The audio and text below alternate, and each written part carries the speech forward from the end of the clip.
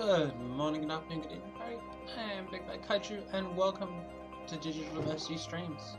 A day when we have a little bit of time to spotlight games made by the LGBTQIA plus community. We have a couple of really gorgeous games today. We have When the Night Comes and One Night Hot Springs. We've got, the first one is visual novel, of course, because where would we be without visual novels? And the second one, I guess, is visual novel too. So yeah, more visual novels. My voice is going to crack. So yeah, I think it's going to be a good one. As always, we have content warnings and game links before we start each at once. Hey Wraith, how you doing? So yeah, we're gonna have a good one today. We picked two, because if I don't start slowing down how many of these I do a week, I'm gonna run out of these. Because I think I'm more than halfway through my list already. So yeah, we're getting there. So, let's get things on the road. First up, we have When the Night Comes, available from whenthenight.comes.itch.iu/WTNC. And of course, we have our content warning, always important. This game is rated R18 for harsh language and scenes of violence. I'm not quite sure what there's going to be in there, it's not specified, but better we know now than later. I've had a look through this, so this one was submitted. This one was actually one of the first that was submitted to my game list. And I was very interested in it, so let's go with the synopsis. An episodic fantasy otome game with supernatural elements. There are many romanceable characters. We got a vampire, we got a witch, we got a human hunter, I guess. Some of the species have been very interestingly, so I'm gonna have a lot of fun with this. So, I say we get this show on the road and we start playing When the Night Comes. So we're gonna put, as always, we'll stick the game link down the bottom. We have access to the first 3 chapters of this game. So we're gonna see how far we can get. I do of course set a limit to these, just because unless this game has voice acting, I will end up destroying my voice by hour 4. So set that 3-hour cap right in there now. So let's have a game, and let's see what this game looks like. When the Night Comes. Tell us your first name. Kaiju. Well, it's not my first name, it's my middle name, but I'll take it. Now my surname. Ah, you can't get me that way. What's one that I always like? Monster. We got to choose our pronouns. No, it's not here. We got to choose pronouns. I'm happy. I mean, it's not like a list of 15, but I'll take these 3, thank you. I like they, them is at the top. I approve of this. Chapter 1, New Beginnings. Okay, let's get that voice running. Oh, handwriting. Department of Enforcement, Office of the Lieutenant General. You have been selected for immediate transfer and are authorized to report to the enforcement. What? I didn't get to read all of it. God. Can we go back? We can go back. Cool. Can we pause it? Authorized to report to the Important General Linus. Please find your travel information and mission documents enclosed. Please read and ensure they are promptly destroyed. This information is highly classified. Upon arrival, you will report to Major General Augustus Wilhelm, respectively. Wow, that goes a little fast. You arrived in the... Let's get rid of this thing. Yoink. Because something we do not need while we're playing this is a captured cursor. There we go. We will shift this over into the corner though. That's a better spot for it. I arrive in Lunarius at dusk. I've been traveling for days and my feet are sore, my eyes tired, and all I can think about is how much I need a damn good night's sleep. I'm a hunter, and I've been called here by the Lieutenant General of Esquria to lead an investigation, the matter apparently urgent. There have been a series of particularly violent murders here lately, and they can't seem to put their finger on who or what the culprit is. I was the most skilled general in the previous town I was assigned to, but I eagerly welcomed the change of scenery. I have been awake for about 45 minutes, so if my reading is not amazing right now, please excuse me, I haven't had my tea. Even if it does involve murder. Though, as I sink further into the town, the feeling of dread that's washing over me is making me wonder if I made the right choice. As if I really had one at all. I wander aimlessly through the narrow streets, unable to focus on much else other than the thought of a warm meal and a comfy bed. The only thing that distracts me from such thoughts is the way the sky begins to turn into an inky, infinite black. Wisps of mist swirl around my ankles, seeping out from every crack and crevice. Flickers of magic are present within the smoky tendrils, and I can't help but wonder if my mind is playing tricks on me. I turn a sharp corner and see people running, scooping up small children scrambling to get inside. The sound of doors slamming and locking echoes off the crooked stonework. Curtains are drawn, windows closed, and then darkness. This is very pretty. Like, let's have a look at this. This is very pretty. I like this. I love the lighting work they've used. And the purples. The solid purples in the color scheme are just gorgeous. Although the stars are shining brightly and at a glance and the crescent moon hangs low, neither offer much light. It's unsettling to say the least. A chill rolls down my spine. I walk faster, sore feet continuing their protest. The instincts have been a part of me since my initiation into the order kick in, and I have feeling deep in the pit of my stomach that I need to get inside and fast. I spot a mage light lantern as I head further down the street. The dull blue flame flickers invitingly in the darkness, drawing me in. I love these backgrounds, they are very gorgeous. I push the weathered wooden door open and the light tinkle of a bell announces my presence. It's empty, only very dimly lit by a few worn down candles.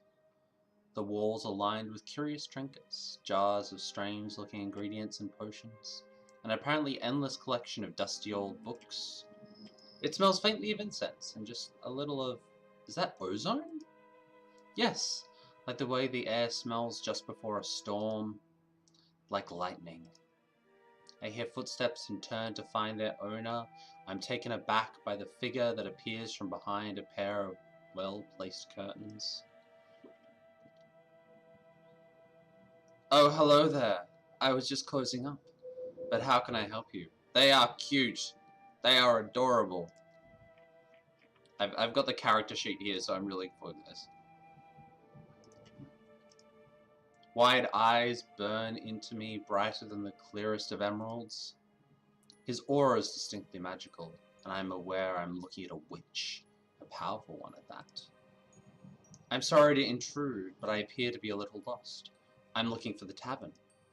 His gaze falls to my weapons, my sash, his cheeks darkening as realization apparently sets in. Oh, are you the new hunter? I smile, delighted by his charming, surprised expression. Is it that obvious? He returns my smile and I can't help but feel welcome, strangely at home. It's lovely to meet you. The town has been alight with gossip about you this week. Oh, my name is Ezra, by the way. Hello, Ezra. You have beautiful eyes. I'm Kaiju. Nice to meet you, Ezra. This character design is gorgeous. I've always been a fan of like ruffled fabric in anime character design, and this is just perfect. Well, Kaiju, did anyone tell you not to wander the streets when darkness falls? As a capable hunter, I'm sure you are. It's not advised, especially these days. I shake my head, still a little out of sorts from the long journey. Then, much to my embarrassment, my stomach decides to grumble loudly, causing Ezra to throw me a curious look. How rude of me! You must be starving. Take a seat in the back room and I'll quickly fix you up something up. You really don't have to do that. I'd better be on my way. You'll do no such thing. It's too dangerous out there. Please, I insist. It's no trouble, really. I can hardly refuse when he's looking at me like that. I like that. Like that. I nod and follow him as he parts the curtains from which he appeared, revealing a cozy living space. It's very cute. That's a very cute little living space. There's a small kitchenette with a crooked dining table, and nestled in the corner is a tattered but comfy looking sofa. I mean, that just looks really inviting. Just cuddle up in the corner with a cup of tea. Ezra fills an old steel kettle and pops it onto the stove, igniting the stubborn burner before he turns and offers me a smile. I'm just going to pop upstairs and get you some blankets. I really do insist that you stay until morning. You must be exhausted and the tavern is across town. I'd hate to send you out into the darkness, knowing... He pauses, stopping himself. Just wait here and please, make yourself comfortable. I can think of nothing worse than even walking across the street right now, let alone across town. Okay, thank you, Ezra. He disappears up a narrow staircase, and my curiosity instantly gets the better of me as I start to have a little look around. A solitary candle burns upon the countertop. Colorful little lights hang from various pictures and shelves. It's utterly enchanting, just like its owner. The shop is obviously well loved, an abundance of personal belongings littering various shelves and nooks. I eye a tiny dish that's overflowing with brightly colored jewelry, and beside it is a pile of crumpled parchment. Some of the pages are covered in elegant looping script, and others are filled with lovingly rendered portraits, mostly of Ezra himself. I tentatively reach for one of the sketches at the top of the pile, but a loud creak startles me. I turn, always on edge as I've been taught to be, my fingers edging towards my weapon, the hairs on the back of my neck standing to attention. There's a creature nearby. That's when I see them. A pair of glowing, fierce golden eyes peeking up at me from a previously hidden hatch in the floorboards. And before I can even think about defending myself, it's gonna be a cat. Golden eyes, 100% it's gonna be a cat. No, that's not a cat. That is pretty much not a cat. I'm pinned to the wall by a firm, cold, inherently not human arm. Oh, it's a vampire with snaggle teeth. Who the hell are you? Where's Ezra? A growl rumbles deep in his chest, lips curl into a snarl, affording me a view of sharp, white fangs. If I hadn't already clocked his deathly pallor, there'd be no second guessing what kind of creature I'm dealing with here. Vampire. I know I'd already be quite dead if that's what he truly wanted, and I feel nothing from him other than an overwhelming desire to protect something or someone. His aura is panicked but unthreatening, so I decide to relax against his hold. I cautiously raise my hands in surrender in the hopes he'll stand down. I do not condone harming creatures who do not wish to harm me.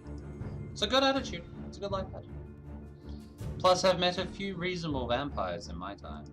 Those eyes, God, the eyes on the characters in this game are gorgeous, and I love the little piercing. I love how every character so far just has cute little piercings. A few. He retreats a little, enough for me to gather my composure. Tell him Ezra is safe. Ezra's fine, I swear it. Those bright, disarming eyes burn into my own, and chills skittering over my skin. He looks like he's searching for something. Dark brown, twitching as he studies my face. They've actually given them chest hair! They've given the vampire chest hair. I've never seen a vampire in media with chest hair. This is a first. Actually, no. I think Vlad in What We Do in the Shadows probably has it. I can't remember.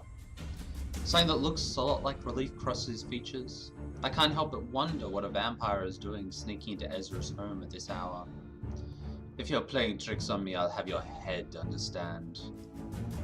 I nod once, my hand still raised where he can see I mean him no harm. The chest hair is crucial, right? Like, the chest hair and the little crescent moon tattoo on one side, that's just,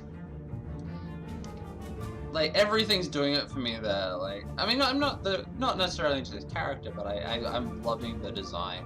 You know, the sharp collarbones, the light chest hair, the crescent moon tattoo, the ruffled clothing. It's very good. Like, it's like, I'm a vampire, so what? I'm not lying, he's safe. He's upstairs. He takes a step back, but he still doesn't seem to trust me if he's the way he's looking, if he's anything to go by. The sound of the kettle whistling as it comes to boil distracts him, and he visibly relaxes. His gaze quickly darts the staircase, then back to me. He steps back, the candlelight illuminating his angular face, all sharp lines and hair as black as the night.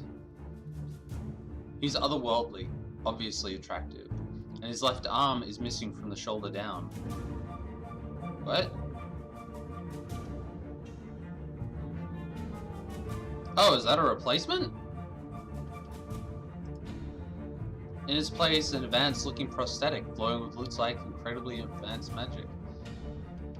I am impressed. For second character we made, and they have then they're disabled. It's like something you don't see very often. He catches me looking and quirks a dark, scarred eyebrow. Like what you see?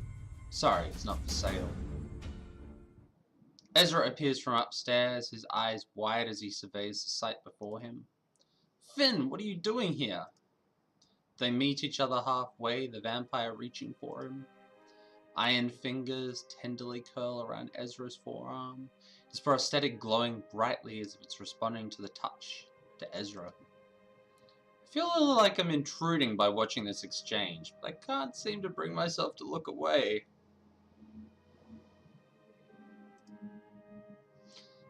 I sensed that you felt uneasy. I came immediately. Are you okay? Ezra smiles, covering Finn's hand with his own, and intricate patterns etched into the dark iron, flickering in kind. I'm fine. I was very briefly startled by the appearance of our new friend here. Comes and runs whenever, like, feels slightly uncertain. Gods. Oh no, I've forgotten to buy the tea. You need help? Finn's gaze doesn't stray far from Ezra, his dark brows drawing in a deep frown at the mention of me.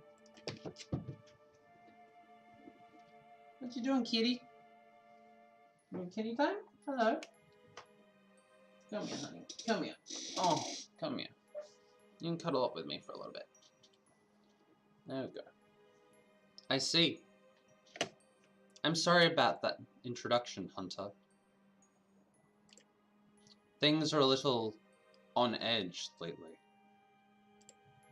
Ezra huffs a laugh, shaking his head almost incredulously.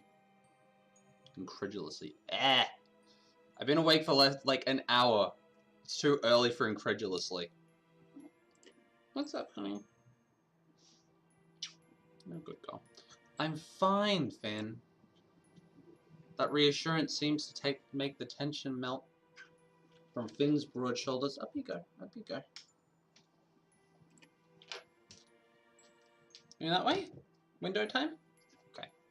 Sorry, Kaiju. You don't need to be alarmed by Finn. He's an ally. Even if he doesn't give the best first impression. Finn offers me a genuine smile, but he looks guilty. Turn that up a little.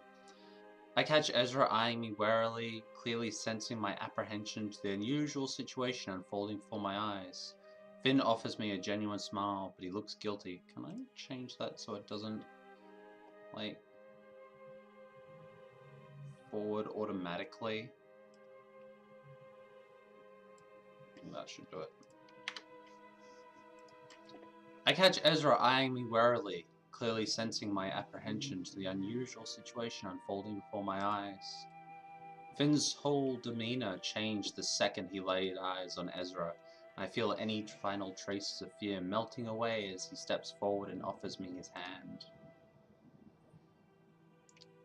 The smile that crosses his lips is mischievous and cold. Cold fingers grip my own in a firm handshake. It's truly a pleasure, Kaiju.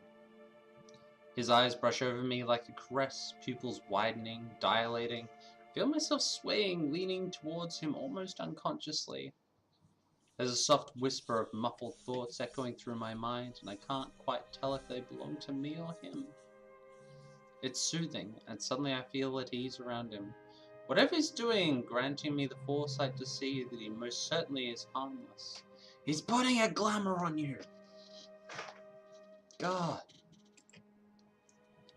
Something tells me he now sees I'm harmless too. Yes, we are now a kitten. Finnegan, stop that. It's not polite. Finn closed his eyes briefly, breaking whatever connection he's created with me. I've heard of vampires enthralling the victims before a kill, but that felt unquestionably innocent. Like he wanted to show me he can be trusted, yet that's when they bite you. He exchanges an almost sheepish, knowing glance with Ezra, and I quickly feel my mind clearing itself. I'm just checking. He looks at me and our eyes lock, and I nod once, appreciating that he cared enough to put me at ease.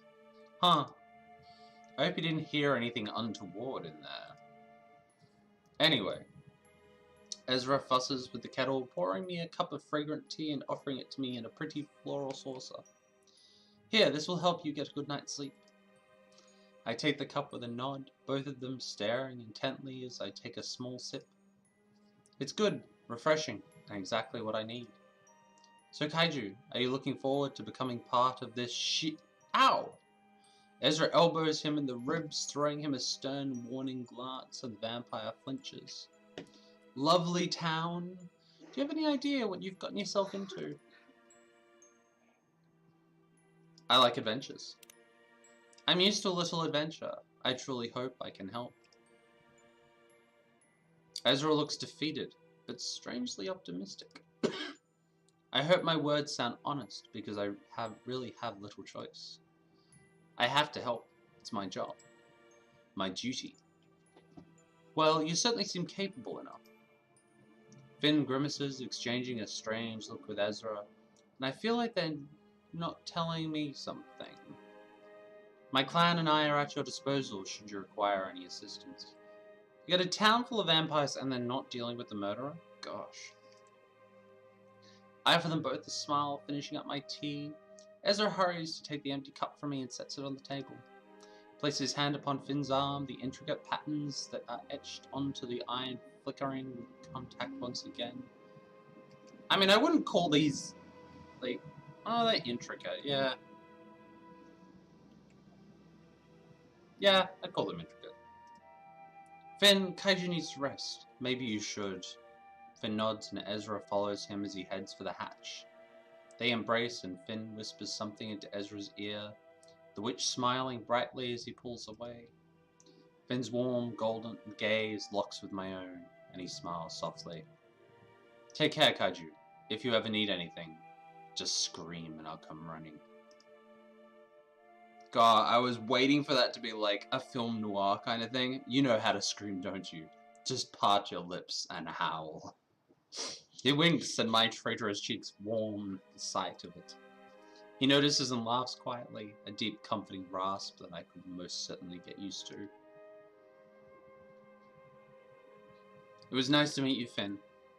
Their fingers brush as Finn gracefully lowers himself into the hatch, and Ezra stares almost longingly into the darkness until the door slams shut. He turns, clearing his throat as he retrieves a tin of biscuits from a cupboard, offering them to me and waiting expectantly as I take a bite. Wait, you didn't offer me the biscuit with the tea?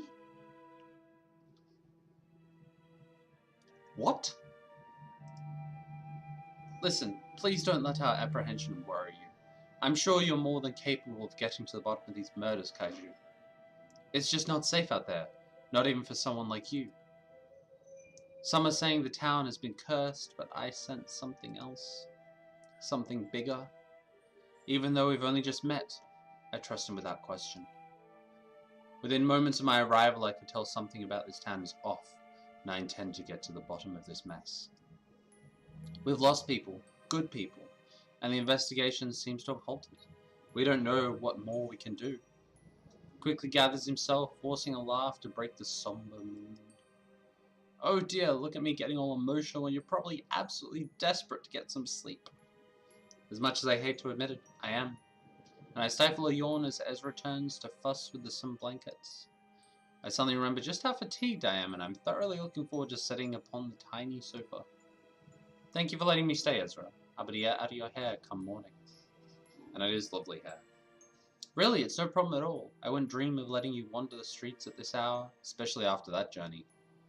I'll see you in the morning. If you need anything, just shout. You know how to shout, don't you? He heads upstairs and I eagerly remove my boots, the relief instant. I settle against the soft cushions, pulling the blanket up to my chin. Despite the abundance of questions that currently flood my mind, I swiftly fall asleep.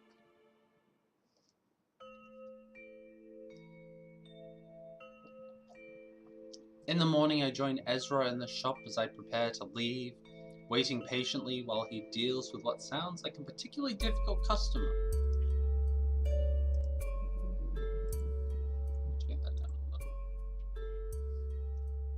I eavesdrop while surveying the various interesting books that line the walls, most of them in language I most definitely don't understand. There's a strange energy in the air, and my senses tell me that Ezra Visitor is also of magic origin. You really can't just drop by like this and expect me to have what you need right away. These things take time. That's always your excuse. I just think you don't want me to have it. Still afraid I'll best you, child? Ezra sighs, apparently not willing to argue, or maybe knowing he'll lose. Some very lovely colors this character's wearing. I'm liking this style. The tall figure he's bickering with turns to look at me, and I'm caught off guard by piercing blue eyes. Just quickly going through and reading the characters on this. Oh, we got our first non-binary character. They scowl, their lips purse as they turn on a towering heel, waving at Ezra dismissively over their shoulder. They steal their gaze, staring down at me suddenly from head to toe.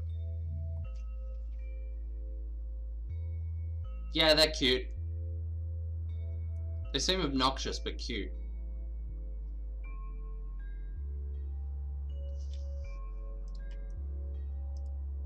I register the violet sash that adorns their torso and exchange a quick glance with Ezra, who looks apologetic as he emerges from behind the counter to join us. An enforcer, then. One who apparently doesn't feel that it's necessary to wear the standard uniform. They have a commanding presence about them, and I can't help but wonder what rank they hold. So you're my new subordinate. Interesting. Oh, is this where this is going? Gus. August? So this is the infamous Major General Wilhelm that I've been assigned to. They're a prolific figure in the community, known for being responsible for one of the best hunters Iskra has to offer. Be a true honor to serve under them. though the way Ezra says their name carries a warning, and August scowls at him briefly before turning their attentions back to me. Welcome, welcome! Is this your spouse? I notice how tired they look, their eyes heavy, skin pale, and they almost sway where they stand. They are wonderful. I love them.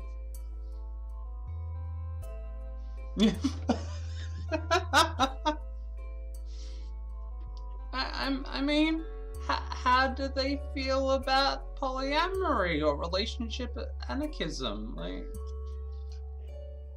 none of this none of this is spelled out.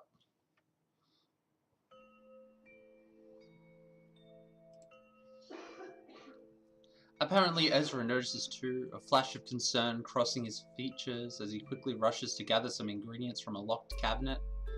I get the feeling that this is a regular occurrence. It's a pleasure, Enforcer Wilhelm.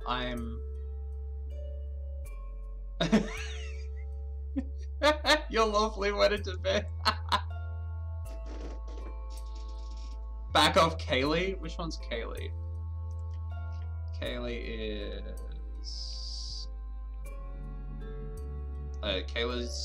Kaylee's not on my list yet.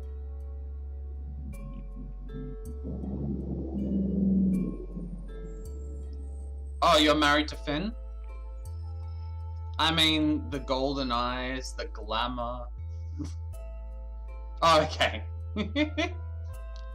Yes, I know who you are. Your arrival has caused quite a stir, and more than a little paperwork.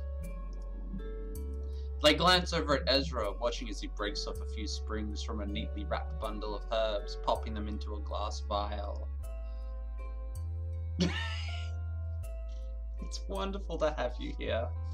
Their foot taps impatiently on the floor, an exasperated scoff falling from their lips as they turn to look at me once again, eyes rolling. So tell me, Monster Hunter, are you ready to partake in one of the most baffling missions I've come across? I don't know, will it get me a kiss on the cheek? Yes, General. Hey, welcome! Of course, General. I'm looking forward to working with you. See, they have pale tips in their hair, and I have pale tips on my hair. We're obviously non-binary buddies. Purple hair, purple hair. Like... Wait, is this just me? Is this what I become? No, they don't have a side shave, so it's okay. They quirk a perfectly sculpted brow, lips pursed in contemplation. They're all wonderful. I don't suffer fools. I don't tolerate tardiness. Ah, so you're a top.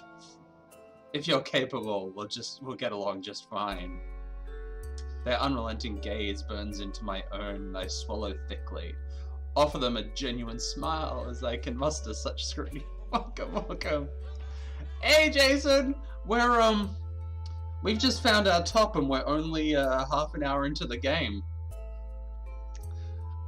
This is General Augustus, and they like things to be done right. Yeah, there's unrelenting gaze in this. They think they're a top. They wish they were a top.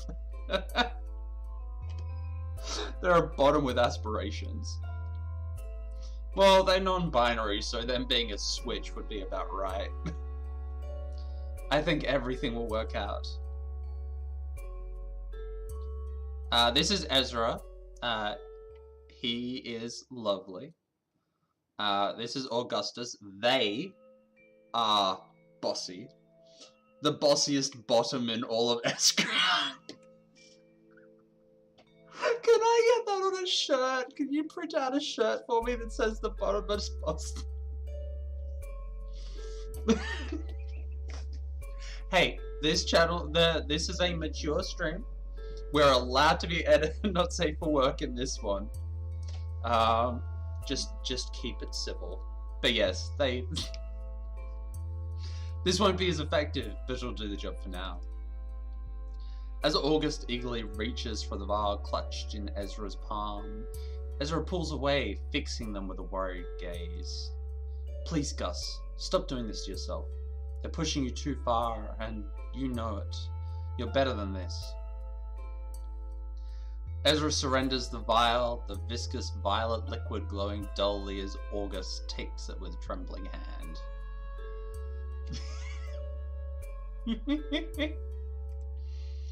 Now we both know that's not true. Ezra's hand covers there and he squeezes once before pulling away, his eyes sad. There's always a choice, remember that. August seems lost for words, but manages to maintain their carefully crafted annoyance. They reach for the door with yet another roll of their eyes, pausing briefly to catch my gaze. I'll see you tomorrow. Don't be late.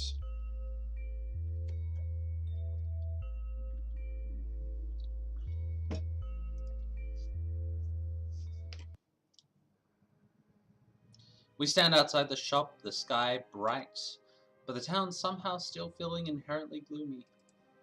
If you ever need anything, you know where to find me. Please don't hesitate to stop by. So, yeah, this game feels quite thirsty, but I'm enjoying it quite a lot already. Literally, actually drink some water. Yeah, I should drink some water too. I smile, so incredibly grateful that I stumbled into Ezra. You won't get rid of me if you say that. Oh, I wouldn't mind. His smile softens, eyes shining. I mean it though, anytime. Be careful. Thank you, Ezra. I bid him farewell, reluctantly leaving the warmth and safety of the shop behind. I follow the rickety old street signs that point me towards the tavern, a place I'll be calling home for the foreseeable future. The tavern is bustling full to the brim with red-faced patrons and tables littered with empty tankards. I mean, I'm not seeing lots of people, but like we're using our imaginations here. Also, character design is expensive. It's only 9:30 in the morning, but clearly this town likes to drown their sorrows, even if the sun has barely risen. I push my way to the bar, and a scowling barmaid rolls her eyes at me as I politely raise my hand to get her attention. What? I have a room here. Can I check in, please? Check-in's after 3 p.m. We can hold your luggage for you, though, if you want. Sorry, I've done a lot of travel. The barmaid rolls her eyes again and ducks beneath the bar, reappearing within a few seconds. Room isn't rated.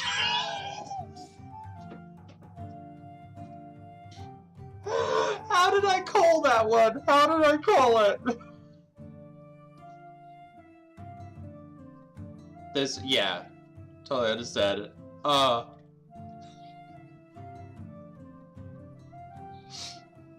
I muster a polite, forced smile, turning to find a table, but I find myself face to face with a striking, scowling woman who appears to be blocking me entirely on purpose.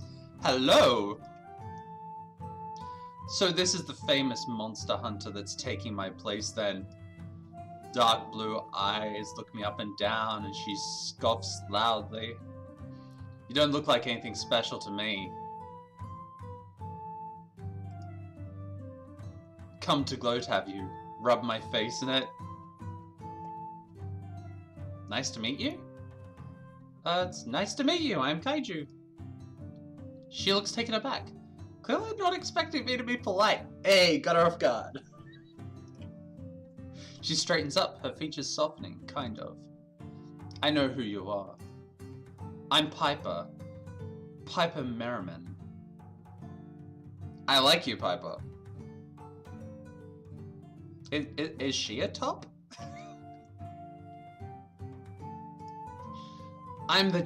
Sorry, I was the general leading the murder investigation till you came along. I had no idea. I just go where I'm ordered. You of all people must know that we don't have much of a choice. Biggest top in all of escrow? Can we get that on a shirt too? Like, can we get 2 t-shirts to go along with this game? One has to be the bottomiest bottom in all of Escria. The other one has to be the biggest top in all of Escria. Like we need these 2 shirts. FYI, I am wearing my Rule 34 No Exception shirt, so this is kind of fitting. Her gaze drops to her hands and she picks at a non-existent piece of lint on her trousers. Yes, well, I do know that, I suppose. So I've really been called here to take Piper Merriman's place. She's a legend, having racked up more kills than some of the most seasoned hunters. And all at the tender age of 24. I feel terrible.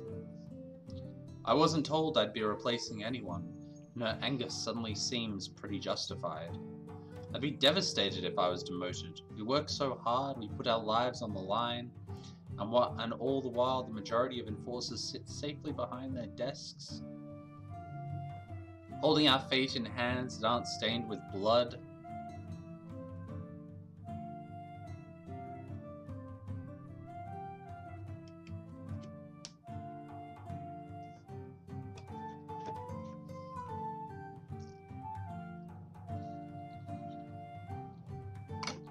I haven't had a reaction like this since Elaine Marley from Monkey Island. Oh, Piper makes a vague gesture to the barmaid. She swiftly handed a glass of warm amber liquid that she delicately cradles in her palm. She steps closer, her breath sweet with the smell of rum, eyes narrowed. We could always work together. I get a feeling I'll need help. She continues to look annoyed, but I can tell a more vulnerable emotion lingers beneath the seemingly rock-hard exterior. She swirls the rum around, watching the gentle slosh of it as it coats the sides of the glass.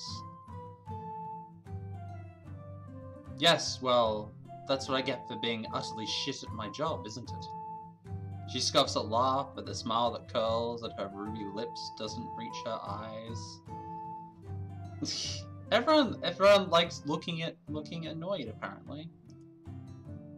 Anyway, I'm sure I'll see you in the field. I'm not totally useless, apparently. I love the freckles! The freckles are so cute! These fucking eyes. The fucking eyes in this game are just enchanting. They just have me doing the shit jobs, like clearing out the Fey nest, the stuff that doesn't actually matter. What a waste. Enforcers, eh? What a bunch of pencil-pushing wankers. Very good art. Very good art. I stay silent, sensing that she might need someone to vent to. I've been there. Our job can be hard, and not just on our bodies. I can see I'm boring you. I'll just be over there, continuing to drown my sorrows until Wilhelm summons me. What an asshole. 10 points for using the proper asshole, not asshole. Big points to the writers. I half a laugh, covering my mouth with my hand in a poor attempt to stifle the noise, and she seems briefly amused by my reaction. She offers me a thoughtful glance, and sighs loudly. Don't take any shit from them, okay? Come and see me if they bother you. I'm not afraid to stick my boot up their ass. Again. Wow. Anyway, I'll see you around. Piper has big top energy. She doesn't wait for me to respond. With a flick of chestnut hair, she's gone. I spot her disappearing into the heavy crowd that's mulling about in the center of the tavern. A crowd that's apparently pretty bloody angry at something.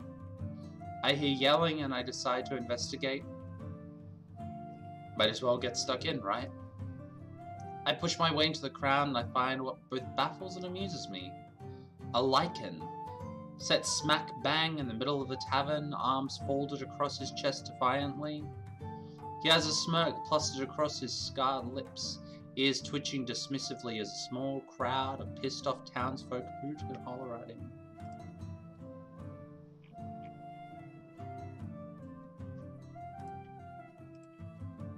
Get out of here, you furry scum!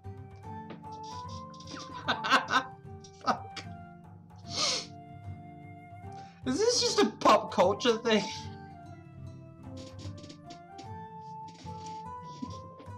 No, we do not treat furries this way. You type 8, welcome here! The Lycan huffs a laugh, grabbing his drink and taking a swig uncaring, maybe even pretending they aren't there. Honestly, he seems perfectly harmless, but I hold that thought as my eyes drift to his chest where his flimsy torn shirt is spread open. A mark. An enforcer brand. Maybe not quite so harmless then. As far as I'm aware, a creature is only marked if they're on the enforcement agency watch list. If they're deemed deadly. He spots me, scarlet eyes flashing, then he's kicking out the chair in front of him, gesturing for me to sit down. Despite the presence of such a brand, my instincts tell me I'm safe, that he won't hurt me, so I oblige. The tavern falls deathly silent as I take a seat, then slowly begin to disperse. The eyes stay firmly fixed upon both myself and the Lycan as we're finally left alone. They're adorable! They're lucky I kept my cool, wouldn't you say, Hunter? I wouldn't want to piss. They are, incredibly so. They obviously haven't seen a Lycan in their true form, have they? He smirks, apparently highly amused. They got a bushy tail and everything! Why do they have two sets of ears? Why two sets of ears? They have human ears and woofy ears. Vagabond boy. But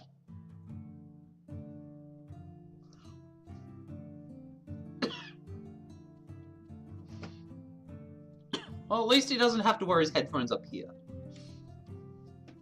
I'm sure they've seen one or two around these parts. They're just stupid. I grin, finding myself shamelessly liking him already. I see.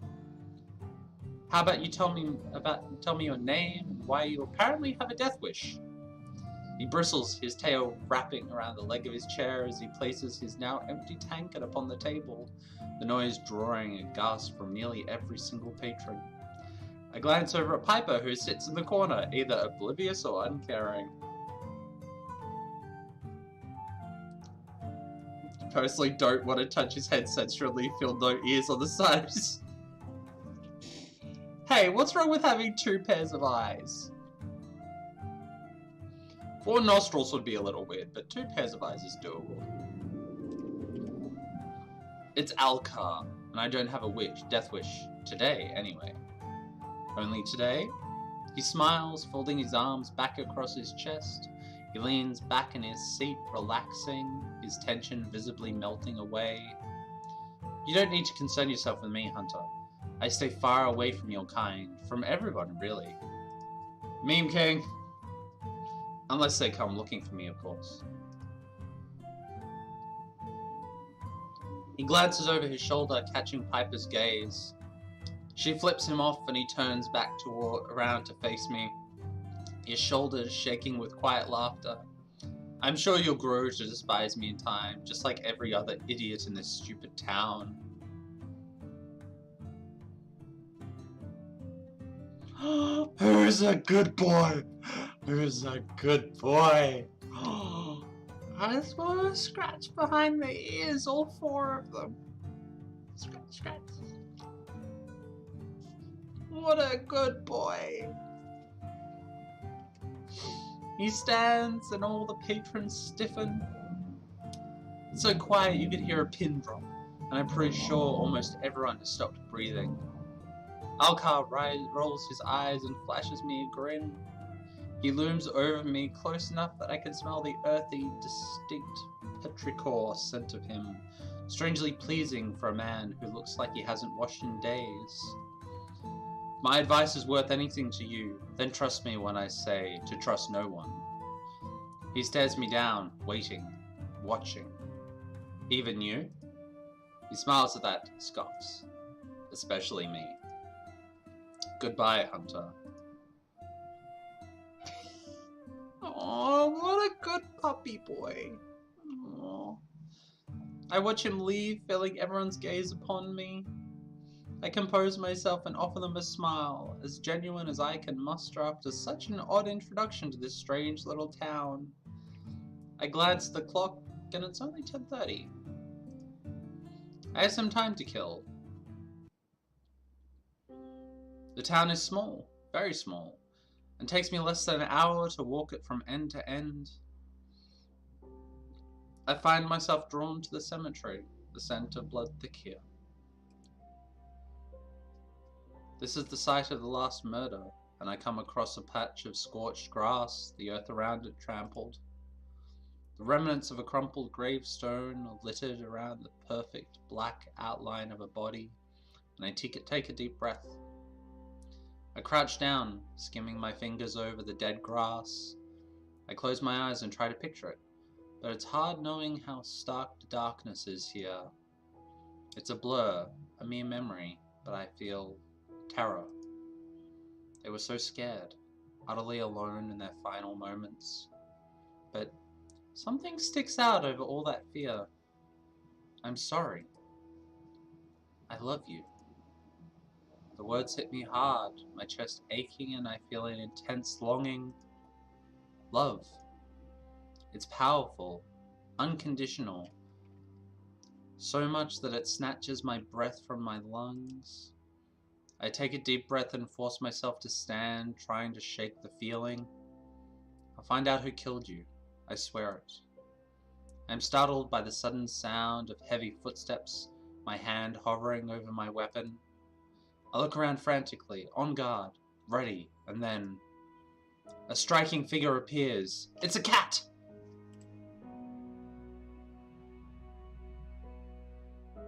I mean, close enough. He's clad in fine clothing, his long red hair tied in a neat ponytail, the crown of his head adorned with delicate jewelry. How does my character know what everyone's pronouns are? Just, like, this is something that throws me. Like, we have known what everyone's pronouns are as soon as we encounter them. And I'm like, in this world, do people have an aura that tells them? Because I would like to know. I would like to know how we can incorporate this into the real world. He's smiling. Hello, Hunter. I've really been looking forward to meeting you. I should be unsettled, the pointed teeth and sharp claws indicating he's definitely not human. Magic tinglies. Yeah, can we get magic tinglies in the real world, please? Because it'd be awesome not having to do the whole pronouns thing for everyone in the world. Then, the flicker of a tail tells me all I need to know. He's a glamoured demon.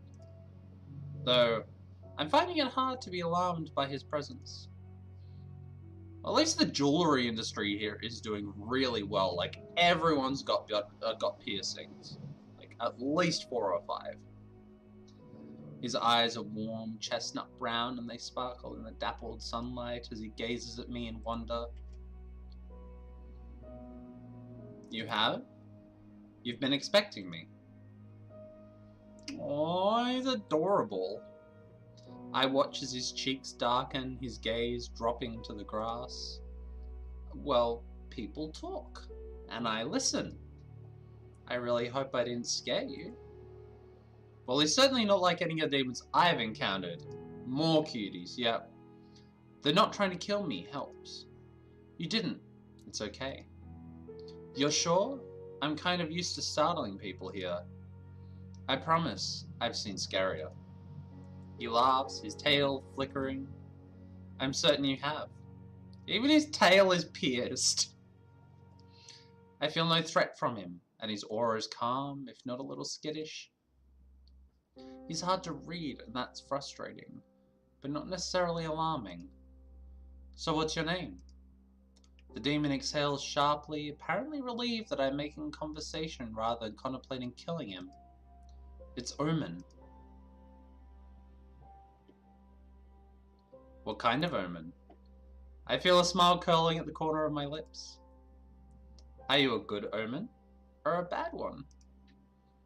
His lashes flicker, and I quickly realize he may not be versed in bad jokes. What? Don't worry. It's nice to meet you, Omen. I'm Kaiju. So, are you okay? I huff a quiet laugh, yet again perplexed by the wonderfully weird inhabitants of this town.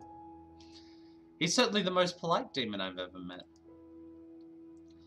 I nod once, offering him a small, genuine smile. I'm fine, thank you. I'm just overwhelmed. This is a strange little town, isn't it?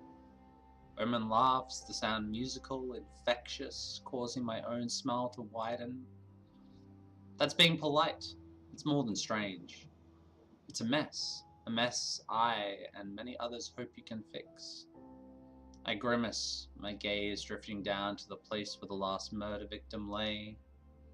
I sigh, mustering as much confidence as I possibly can. I can do this.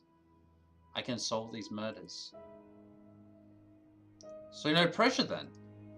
Omen shrugs playfully, his pale cheeks flushed with a charming shade of pink as I catch his gaze. So many gays. This whole game is full of gays. And I love it. No pressure at all. Welcome to the Naris. So, who do we like so far? Chapter 2, Into the Darkness. I mean...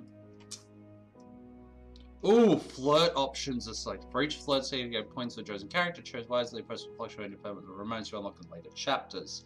Points go with the show at the top of the screen with the heart symbol. All of them. Yes, all of them. Okay, all of them it is. I make it to the enforcement headquarters with time to spare after August's thinly veiled threat about tardiness yesterday. I mean, I'm not saying I want Piper to step on me, and that I want to give our puppy boy head scratches, but, like, those two are kind of at the top of my list right now. After a terrible night's sleep on scratchy sheets, I couldn't possibly feel less ready to face my less than friendly superior. But what Piper...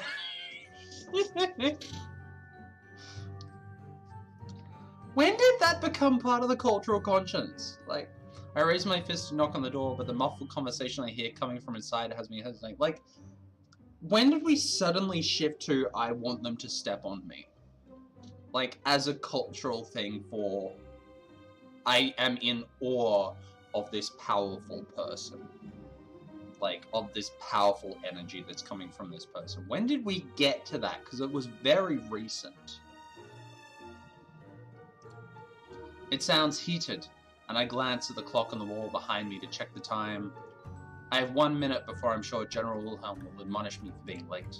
So, I take a deep breath and I knock. The voices stop suddenly. I hear a clack of heels and then... Yes! Oh, it's you. Power bottom energy. Horny on main without being an explicit thing. Yeah, I don't know it. I mean, we know what it means. It's pretty... Quickly glance at the clock, brushing a stray mauve curl behind their ears. Well, you're on time at least. Congratulations. I know it's terribly cozy out there, but please come in. I nod politely and quickly step into the enforcer's office. It's beautifully decorated. Neatly arranged bookcases lining the walls, laden with collections of trinkets and tomes that possibly rival Ezra's. There's a huge desk in the middle that's positively overflowing with reports and letters, a half-empty ink pot, an elegant sapphire quill poised and ready. Then, as if I'm experiencing a rather vivid case of deja vu, Piper appears before me, looking decidedly less impressed than she did in the tavern the other day. Monster Hunter, please step on us. Nice to see you again. Hello, Piper. It's nice to see you. She stares at me, eyes narrowed as her gaze flickers to August, who stands quietly just behind me. Their hands are clasped behind their back, the dark eyebrow quirked almost expectantly. Piper frowns at them, nose crinkling before she turns her attention back to me. Yes, you too. I offer her a smile, but the one she offers in return doesn't quite meet her eyes. I appreciate the effort nonetheless. Piper is mummy. Wait, does that mean we call her mum? Or what? Please elaborate. So, you two have met already, huh? In the tavern again, Piper? August sighs heavily when we both fail to respond, and Piper manages to look anywhere but her superior. Anyway, they run their hand along the edge of their desk, inspecting their perfectly dust-free fingertips as Piper huffs in their general direction. I huff in your general direction. I don't know, you might have to spell it out for me.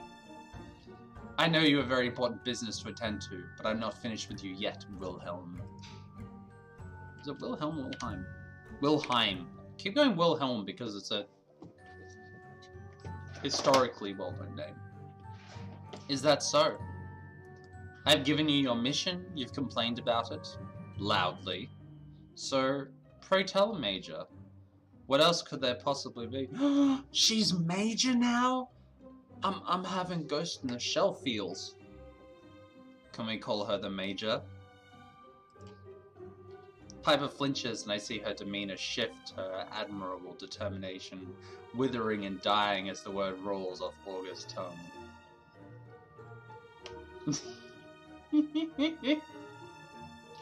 Agreed.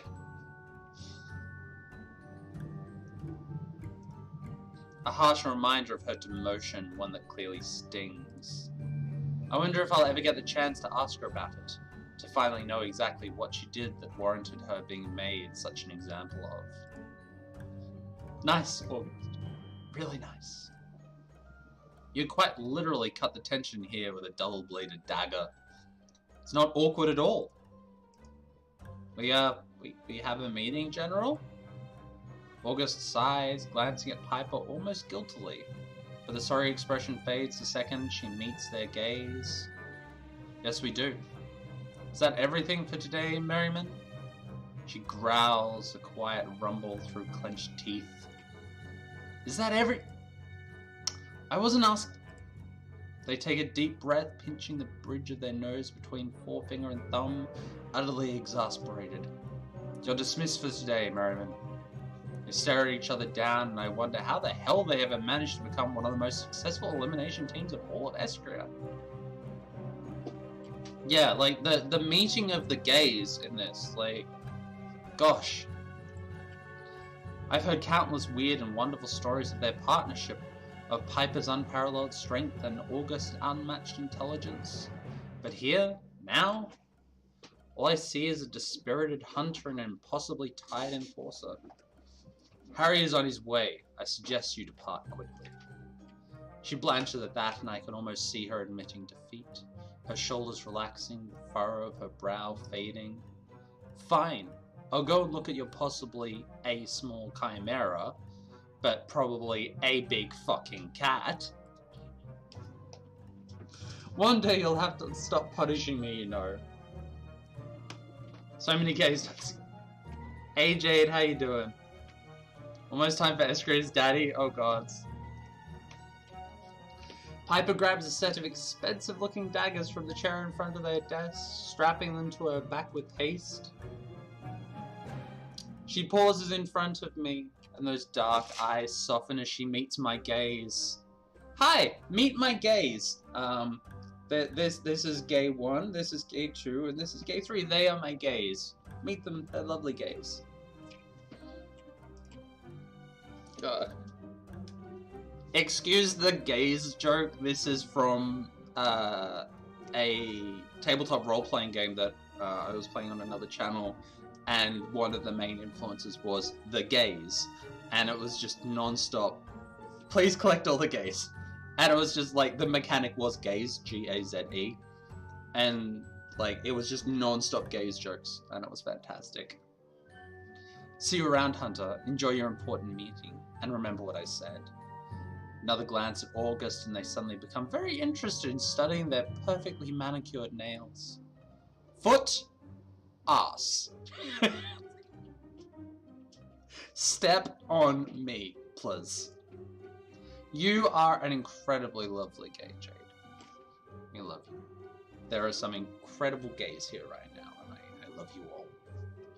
With a wink, she spins to face August. She squares up to them playfully, the enforcer towering over her, still uncaring, unbothered.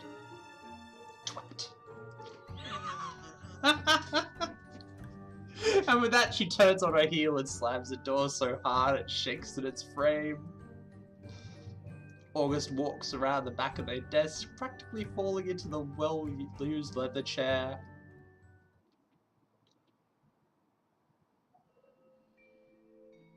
You're right, we've got, this is topping from the bottom energy I'm getting from August. I scan the piles upon piles of paperwork that litter the wood, taking in the countless reports and letters, scribbled diagrams, and gruesome drawings. I get the impression August is over their head, the disorder of all this information making my fingers twitch. They watch me carefully, stifling a yawn with a trembling hand. Power bottoming sports. I know, trust me, I know. As much as I hate to admit it, we've got nothing. As of right now, I suspect everyone in this town, as should you. Though I may not really know them yet, I sense that this kind of vulnerability I'm seeing is rare.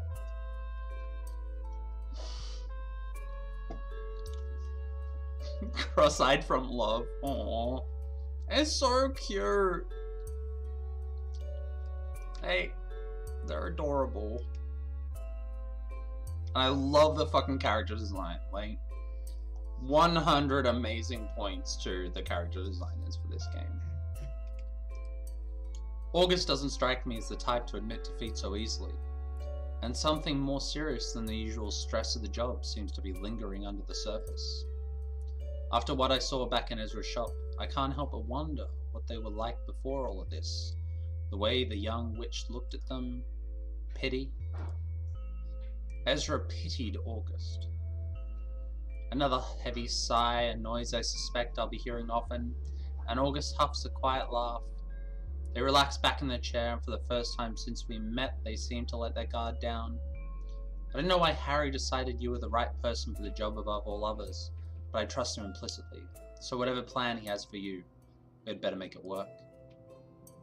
They pause, staring me down with those ice blue eyes. Now, are you ready to begin?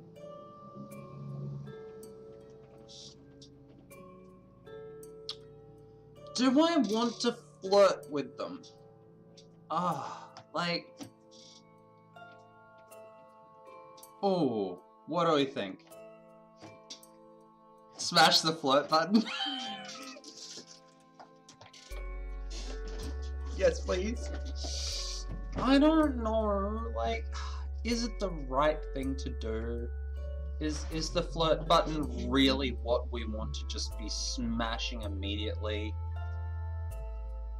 It's too much light coming from that side. Let's tank girl this thing and just smash it head first. Okay. I feel emboldened as the piercing gaze bores into me, something twisting in my gut. I lean forward in my chair to make sure they see me. Oh, wait, we can flirt with everyone with no consequences? Fuck yes. Okay, I'm all in on flirt button. Okay, alright.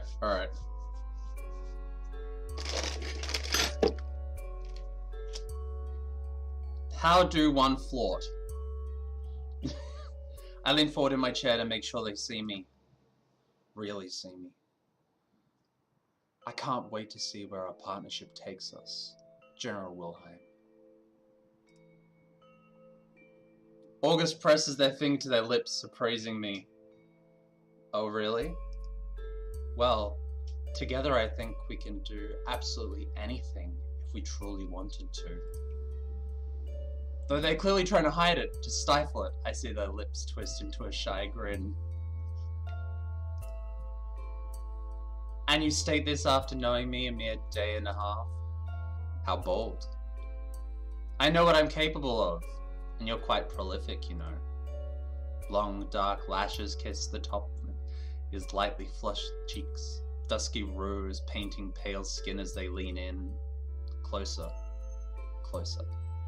Close enough for me to see the flecks of violet that swirl at the outer edge of impossibly blue irises.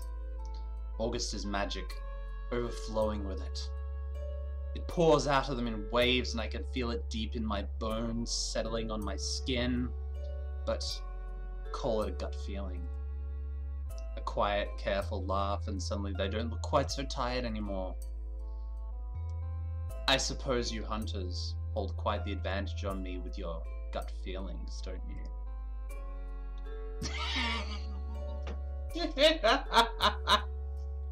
Oh, I'm gonna have so much fun with this game. I'm gonna have so much fun. Please insert keyboard mash. Always tilts their head, their face doing something strange, an expression too quick to catch before it settles back into that implacable ease they've mastered so wonderfully. They curl the corner of a page that settles beneath their fingertips where their hands have drawn closer to me to the edge of the desk. They clear their throat, but the next words sound noticeably husky. Regardless, I do hope you're right. Hunter Monster. Alright, our last name is Monster. Got the dripper thing with plate protection. I can see. Hunter Monster, Monster Hunter.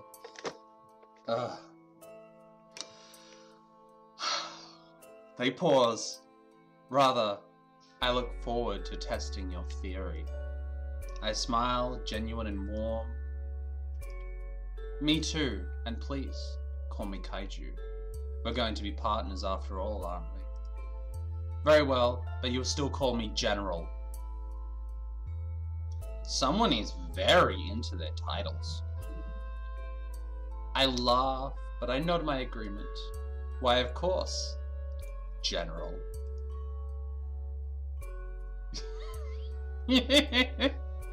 Yes, General. God, I've known tops like that. They're terrible. I hear footsteps in the hallway, and August quickly raises to their feet. They straighten their clothing, tie their sash a little tighter, smooth down their hair. I follow their lead and move to stand by their side, my heart hammering triple time in my chest as those footsteps draw nearer. Oh no. That is a distinct clang of metal, of armor and heavy boots. Then the doors swing open, and an imposing figure enters the room. His gaze flickers between myself and August, expression stern and motionless. I risk a glance at August out of the corner of my eye. They're unmoving, stuck to the spot.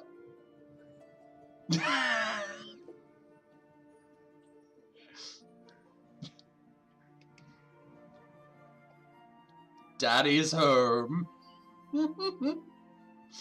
Oh, I like that vest. That vest is gorgeous.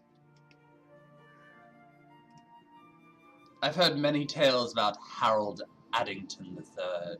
As he stands before me, I have a certain sense of pride that he would choose to summon me to deal with such a vital case. Yeah, that metal hand, like, that's very Dark Elf from Druki from Warhammer. Like the very spiky fingers and everything. It feels very, and they're very into fun times too. He's adorned in the standard Enforcer colors of black and gold, but his outfit is far more regal than any other higher-ranking officials I've seen. Ooh! Harry peels off the steel gauntlet that covers his right hand, setting it upon August's desk. His elaborate coat is discarded next, and he stands toe-to-toe with August. And then he removes his vest, his shirt, his trousers, standing there, he's just got the little tie thing on his underwear, that's it. A wide smile breaks out across his scarred lips and he pulls August into a tight embrace, a deep, comforting chuckle rumbling in his chest. Old friend, how the heck are you? It's been a while, has it not? He pulls away, still firmly holding onto August's shoulders. You look exhausted. Have you not been sleeping?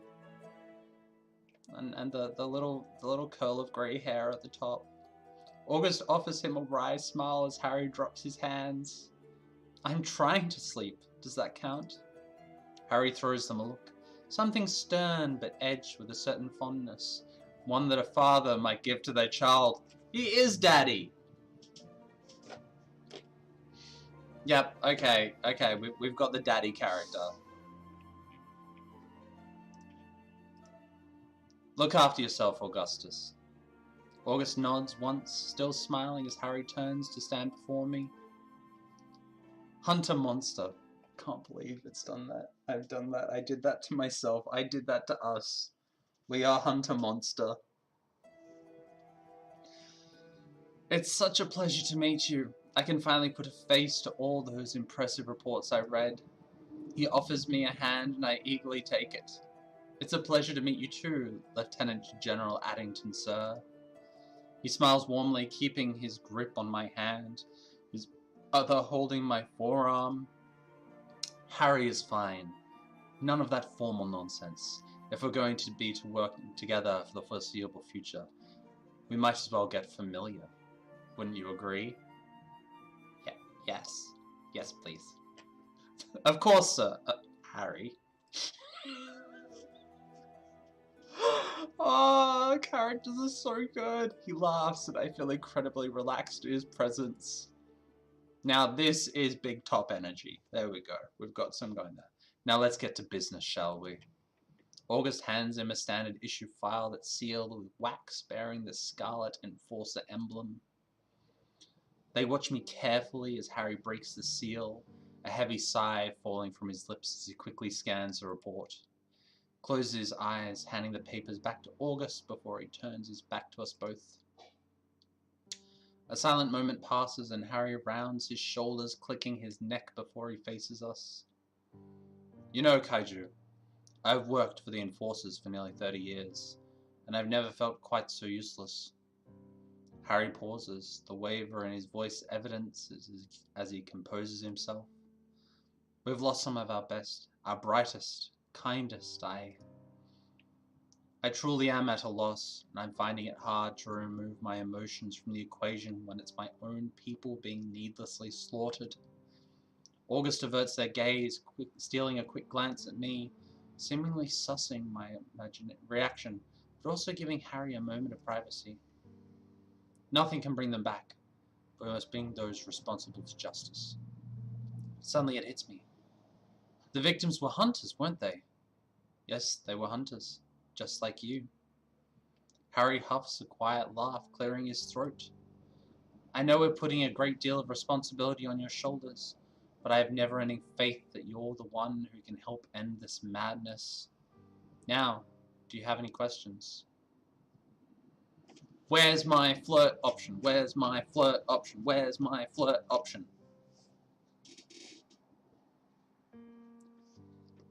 I don't have a flirt option here. I don't know what to do with my life. Like, I can't flirt with Daddy Harry. Like, this, my world has no meaning.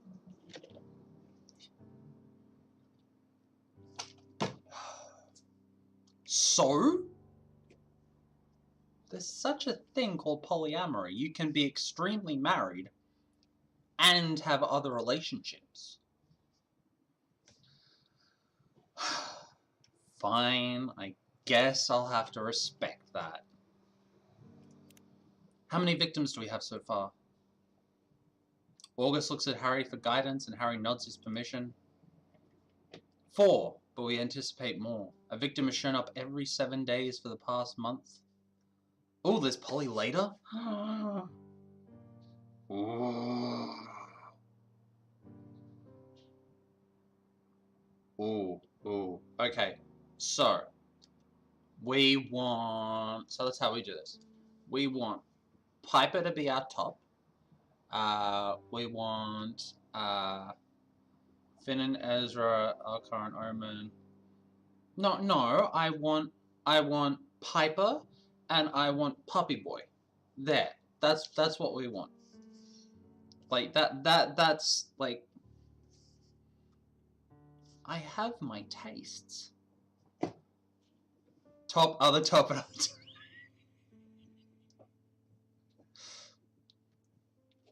Like, where do we want to go here? We want to get our relationship dynamic working properly. I want someone who can step on me, but I also want someone that I can go walkies with. So, like... And I think Piper would be very into this, and I think Puppy Boy would be very into it. Yes, with the most recent being 6 days ago, which is when I called for you. Enough is enough.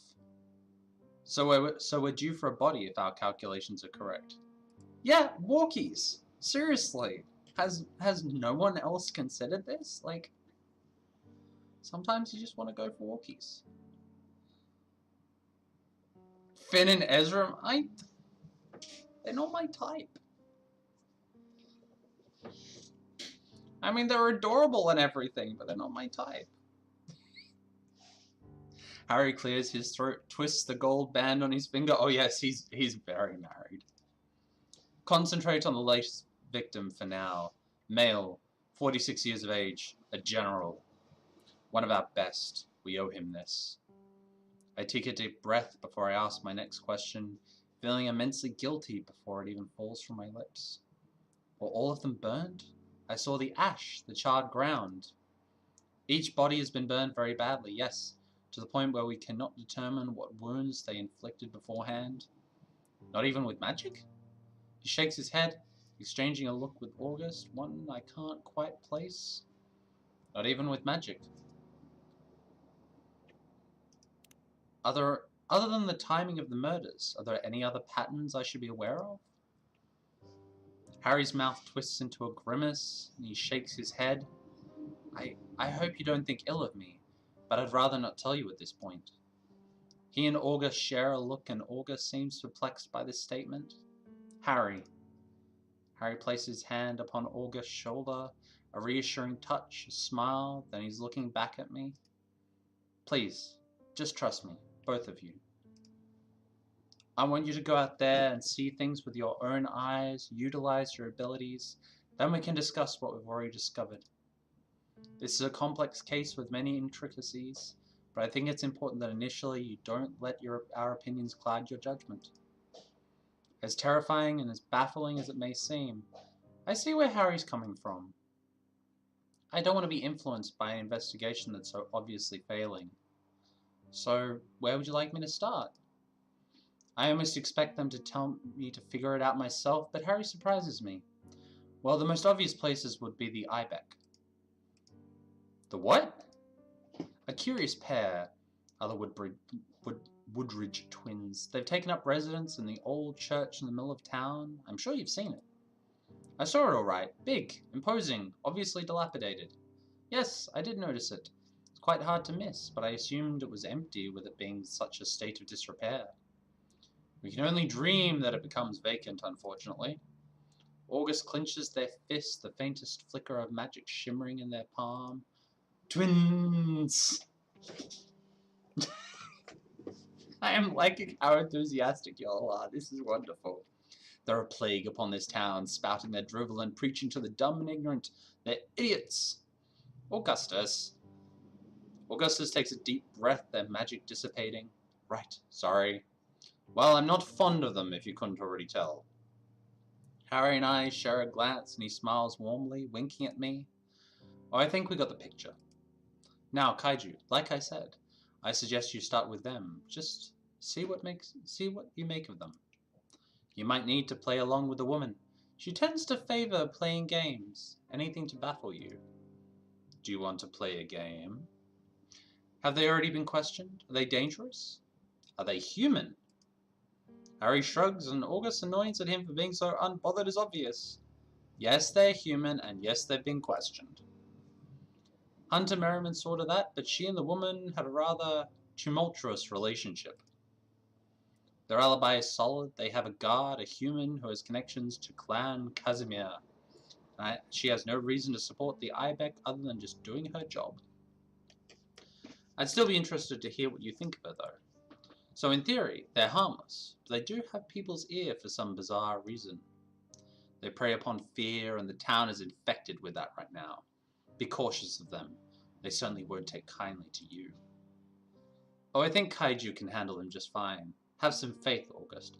I don't know how I feel about handling twins. I mean, that's a lot of work. August waves their hand dismissively, wandering over to a filing cabinet that's nestled in the far corner, whilst muttering something under their breath. A warm hand touches my arm, a reassuring gesture. Where did you get your vest? I must know where you got your vest, and does it come in an 18? We trust you, Kaiju. Now, for once you've spoken to them, I suggest just going wherever your gut tells you.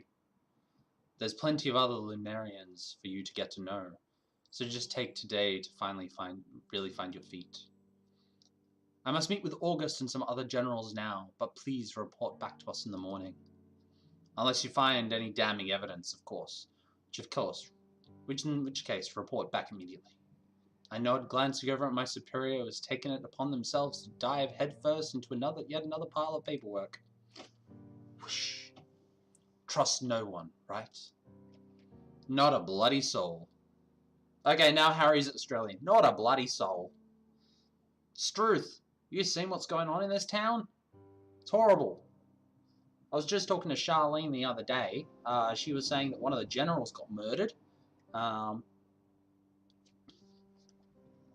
gonna ruin Harry for myself.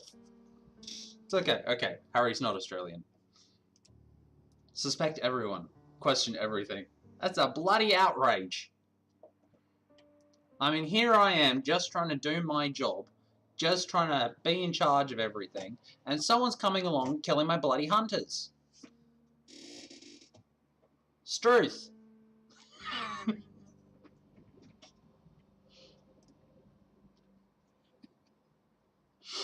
Okay, I'm okay. Serious face. I close the door behind me, leaving August and Harry with their discussion. Harry is Mads Wilkinson. Feel a bit overwhelmed, but ready. Ready to finally start my investigation, to hopefully end all this chaos.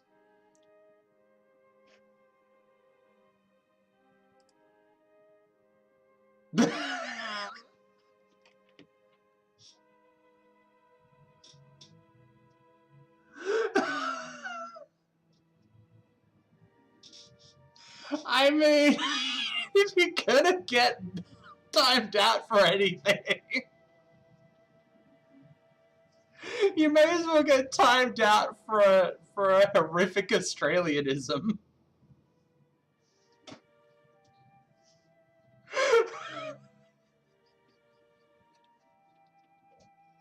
Struth, Jason, what you doing? I mean, I should get timed out for doing it. I take a deep breath and straighten my clothes, feeling ruffled from both that initial heated encounter and the brief but informative conversation with Lieutenant General. As I turn to leave, I spot Piper leaning against the wall. She looks stoic, her gaze fixed on the floor, but she perks up when she spots me approaching. Flirt option. Oi, Kaiju. I can call you that, can't I? Oh, Piper. You can call me anything. Like, call me whatever you want. Like, please, everyone, press F to pay respects to Piper. Because, like, right? She makes a quiet, frustrated noise and closes her eyes. She shakes her head, exhaling sharply before she meets my gaze. Listen, I'm sorry you had to witness that exchange. I couldn't bring myself to leave without apologizing for my behavior both today and in the tavern the other day. It's been a rough few weeks, and I often let my passion overrule any rational thoughts that I promise I'm capable of having. It's unbecoming of me. I'm taken aback by the vulnerability of her words, her stance. This isn't the Piper I thought I'd become accustomed to. I love her! There's certain energies from characters that I am just like immediately drawn to. So, who has it? Piper has that energy, and Alka has that energy. They're both like, I want to test you. So this is the kind of thing that I really like. This is the kind of character that I really like. The kind of person I really like. It's like, I'm going to test you. I'm going to play with you. I'm going to push, and you're going to push, and we're going to keep going, and we're going to see who gives in first. Alka is like that because he's a puppy. Piper has that because she's a top. Piper, she raises her hand to hold my words, calloused fingers curling into a fist. Please, Kaiju, just let me apologize, alright? See, she's pushing. Then we can pretend I never acted like a complete asshole and you can go and do your job. So, she sticks out her hand, daggers clanging noisily where they rest in the holster at her back. The name's Piper Merriman. She rolls her eyes, taking a deep breath before her next sentence. Major Piper Merriman. May I call you the Major? She throws me a wicked grin and I can't help but laugh at her playfulness. Please keyboard mash to flirt. If you want me to press the flirt button, you have to keyboard mash. That's going to be the rule here. Otherwise, I can't do it. I just can't do it. I don't think I have your support. There we go.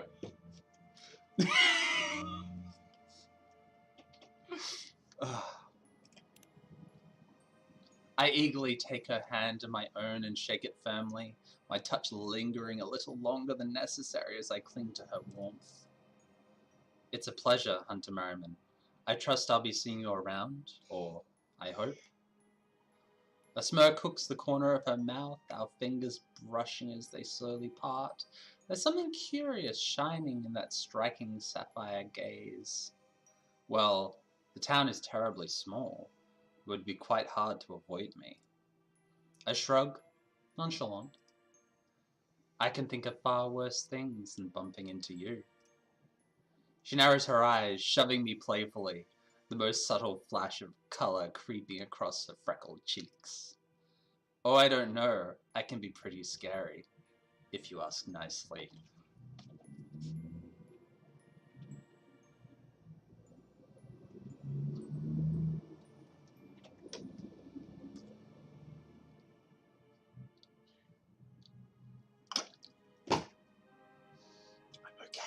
I'm okay.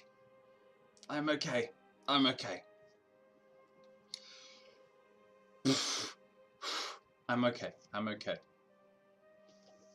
Yeah, like, the ask nicely is like, consent is sexy. I'm just putting it out there right now. Like, the ask me is just so good. Nicely, you say? She purses plum-colored lips, those endless pools of sapphire sweeping over me like a caress. Well, well. I think we're going to get along swimmingly, Kaiju.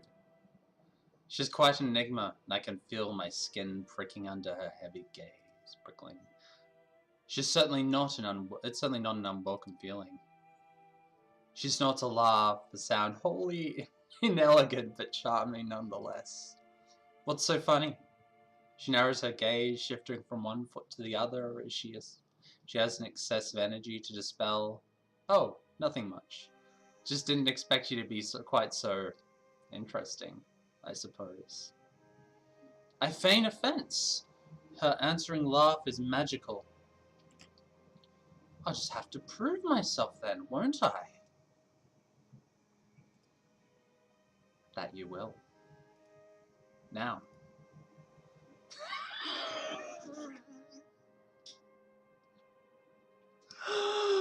Oh, there's just so much big top energy going on right now. I'm okay, I'm okay. With a heavy sigh, Piper glances at the clock before turning back to me with a roll of her eyes. Oh, I'd better get going. I have an inevitably worthless mission to get on with. People in this town are adept at mistaking common house cats for ghastly creatures. Must be something in the water. I should go too. Yes, of course. Now, off you go. Save Lunaris and all that. See you around, Kaiju. She turns on her heel and heads for the exit, pulling her chestnut hair up into a messy bun as she goes. What up? What up? What up? I gather my wits, checking my supplies and weapons, adjusting my armor. It's time to begin. It's a strangely beautiful day in Lunaris, regardless of the biting cold. The sky is clear, the cobbled streets are buzzed with smiling faces, people strolling to market with empty baskets and full pockets.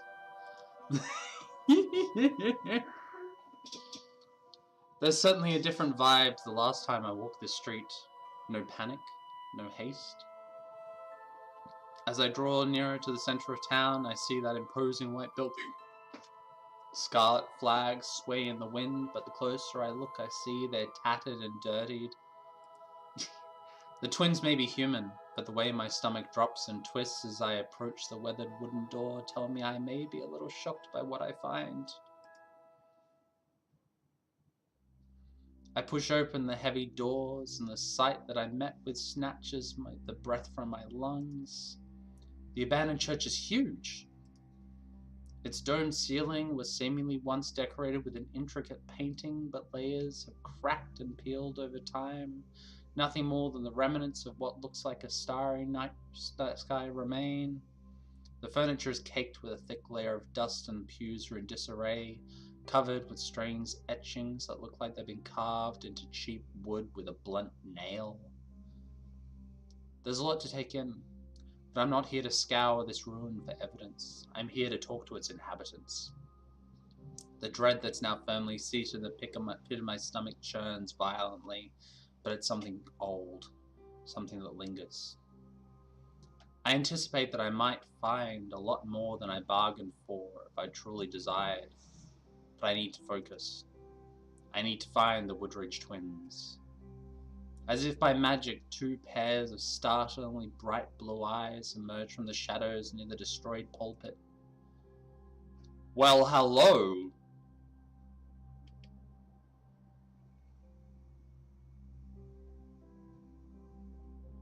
I mean, generally I'm not a twins person, but gorgeous? Utterly gorgeous? Hello, Hunter. We were expecting you. To say that they're unusual would be an understatement, and they're not at all what I expected. Start slow. We're going to enjoy this. I offer her a small, friendly smile, however forced it may be.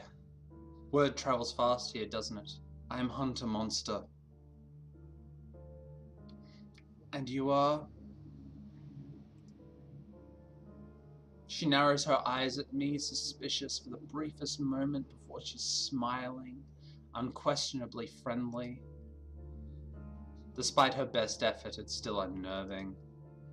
I'm Aurora, and this is my dear brother, Amaros. It's a pleasure to make your acquaintance, Hunter Monster.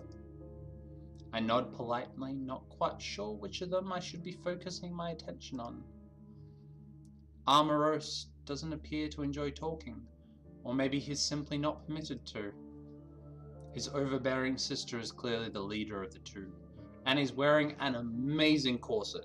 Just saying, I spent a long time in the goth scene, and that outfit is stunning.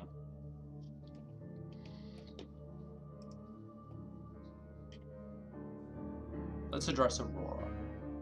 So let's save it. We haven't saved it yet, and I'm always worried about games crashing. I study her steeled gaze, and she seems completely at ease, confident. So, Aurora, can you tell me what you do here? Armoros looks relieved that I didn't focus my attention on him, his once stiff shoulders sagging. Aurora clears her throat, a delicate hand covering her mouth as she does so. Well, what exactly would you like to know? What is the ibex? I clear my throat, trying my hardest not to be distracted by their unnatural stillness. Can you explain to me what you do and why? They share a look, and Armoros nods once under his sister's ice-cold gaze.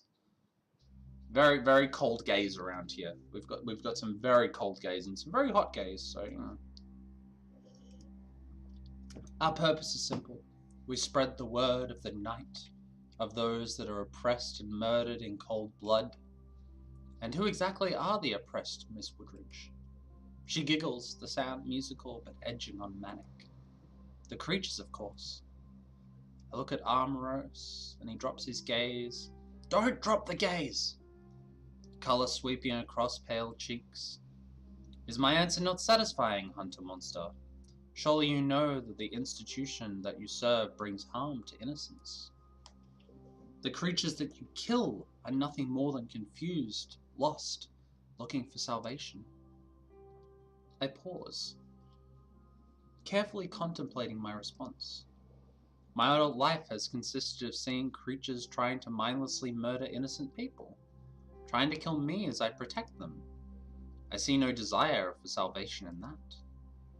I appreciate there are creatures who don't intend to harm anyone, even some that are kinder than most humans.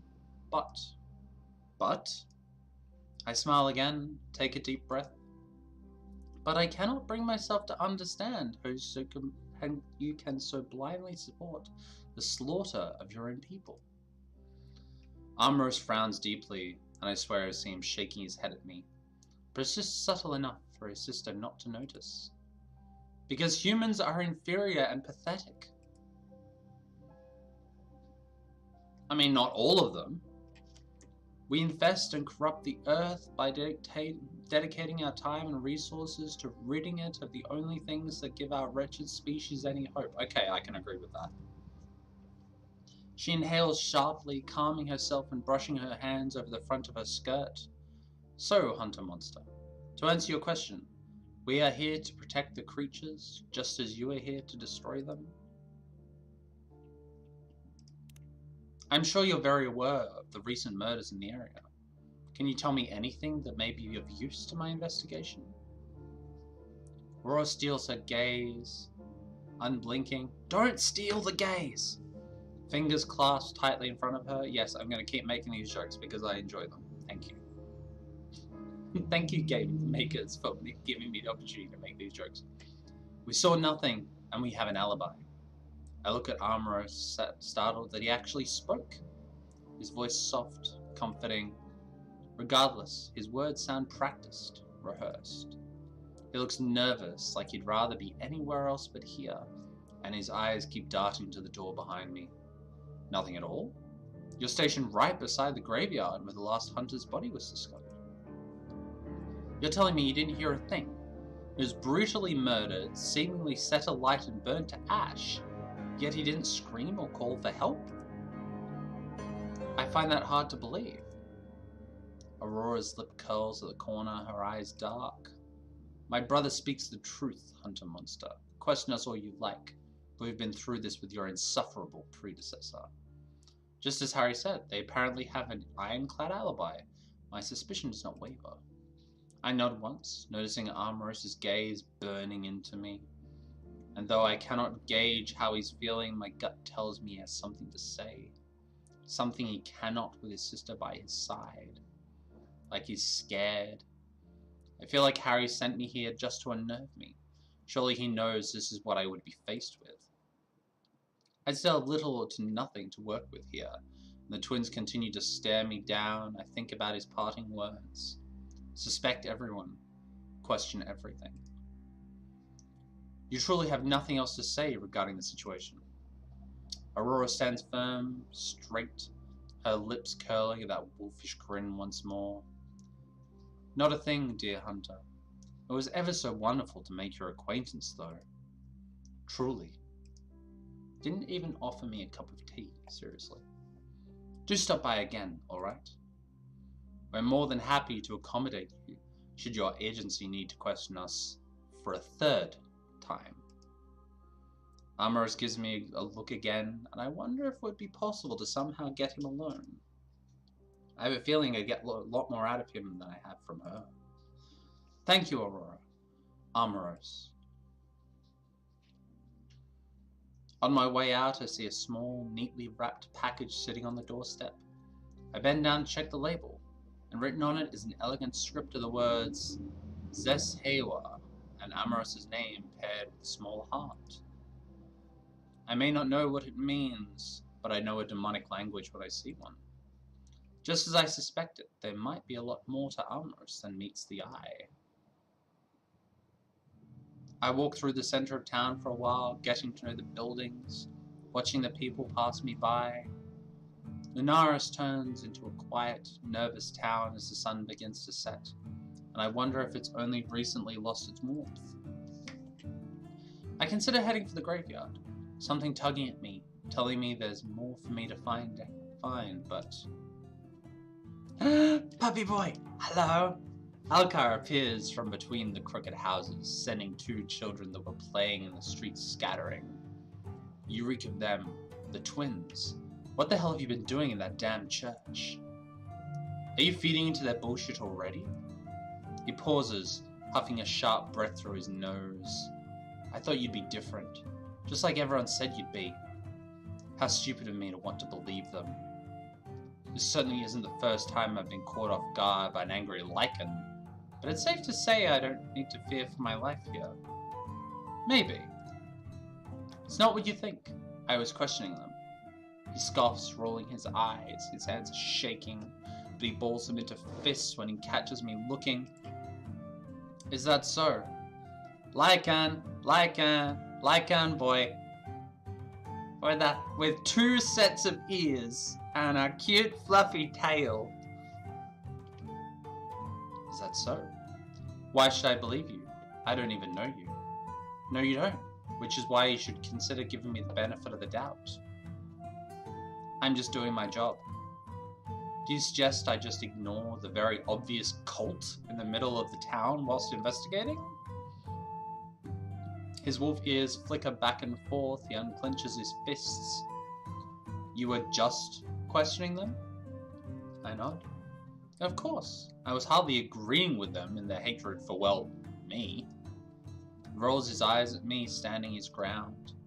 Something has me curious, and I can't resist asking. Alcar, they want to protect creatures like you from the likes of me. Why do you so clearly despise them? Because they couldn't care less about us that don't enjoy killing humans mindlessly. True sense of ears means you can hear you say you love him even better. Oh. Yeah, okay, I'm on board with this now. Because we're not true creatures if we stay out of trouble and befriend humans or each other. Oh, so they're like Peter. The cult is the twins are Peter in this instance. No pets, no human interactions, just animals being animals. As long as they do what we think they should. Make him blush that much harder. So if you dare to act even remotely human, you're the enemy too? He smirks, brows raised. Now you're getting it. Alcar is apparently defensive to a fault, but I sense that under the surface he's probably just scared. Maybe even a little lonely. Must be hard to be feared like that. I saw the way people in the tavern reacted to him the other day. I don't have a float option yet.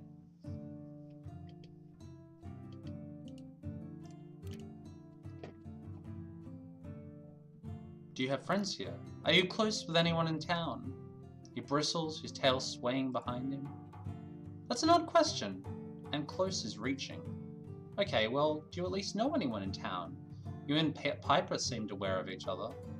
He scoffs, his lips curling in disgust. Merriman and I are not close, unless you consider her kicking my ass her way of showing affection.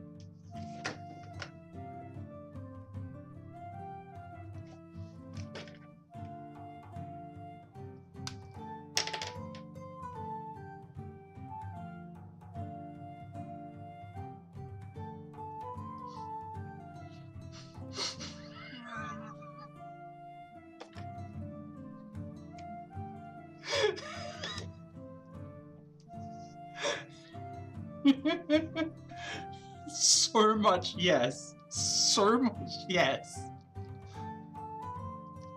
It means she likes you. I tilt my head, contemplating that she actually might. He laughs, a quick, sharp huff. Trust me when I say Merriman and I are not friends. Then no one? You truly have no one? He softens slightly, his gaze dropping to the ground. I have friends, I suppose. Finn, Ezra, maybe even the demon. Kick my ass gently, I'll ask nicely. Yeah, we're into some very fun consent dynamics here. But it's easier for me to keep my distance. Anyone who gets close to me always gets hurt. Is that so? I think about the brand on his chest, about what he did to deserve it. Why do you ask, anyway? You seem lonely, that's all. He straightens up, wolf ears pressing flat against his skull. Maybe I like being lonely. Have you considered that? I am a wolf after all. Aren't we supposed to be solitary creatures? Well, that depends. Surely you have a pack. He stiffens at that, his next words are firm, final. No, and don't ask me again. Sadness swiftly replaces any trace of anger I felt from him. I'm sorry, I didn't mean to. I won't mention it again. Sorry, my cats are fighting. Thank you, Hunter. A moment passes and Alcar sighs dramatically, shifting from one foot to the other. He doesn't seem wholly satisfied with my answer about questioning the twins, but I really can't do much more to convince him. So where are you heading now? Do you live nearby? He narrows his eyes at me, clearly contemplating if he wants to divulge such information. Why? Please keyboard smash to flirt. You know you want to. You know you want to. Keyboard smash to flirt with Puppy Boy.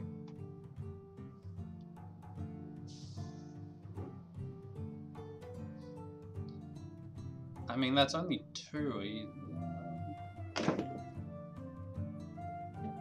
Hey, Camilla. There we go. We got three. That's enough. Aww. Sorry, my kitten's here. Can't I just get to try and know you a little better?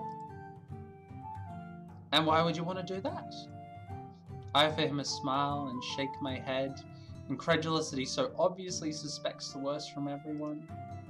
Because I think there's more to you than meets the eye. Is Alcar a transformer? Like turns into a robot dinosaur or something? Robot doggo? Robot wolf. He's going, Alcar's in Voltron. Am I not allowed to be curious? He narrows those vivid scarlet eyes, meeting my gaze and holding it. Animorphs. Could be an animorph. I suppose you are. He continues to stare me down, taking a tentative step closer. So if I did let you get to know me a little better, what then? I contemplate his question carefully, taking him in, surveying him from head to toe. Well, for starters, I'd buy you some shoes. He smirks, his scarred lip curling at the corner. He looks handsome when he smiles, a little softer.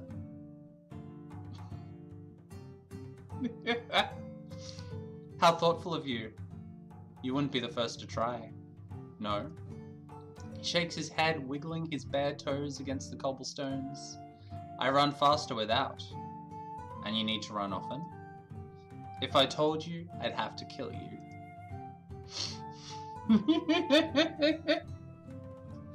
We share a quiet laugh, something passing between us. It's warm and I feel like I'm finally getting to experience the real Alcar for the first time. Or at least I hope. Funny. I'm a funny guy. He glances up at the sky, muttering something under his breath before he sets his gaze upon me once again. It's getting dark and there's a cold drink with my name on it at the wolf. See, there's the constant push and pull. This is why I like Alcar and this is why I like Piper, because between them there's this, oh really? Oh really? Oh really? Oh really? Just, you know, it's one of those games where you are constantly answering questions with questions. And the first person to drop an actual answer is the one who loses. But you kind of want to be the one that loses, but you kind of want to be the one that wins. And that is good dynamic. That is like A+ for me. As much as I'd love to stay standing in the middle of the street talking to Linares, but new favorite person, I'd better dash. Gotta go fast.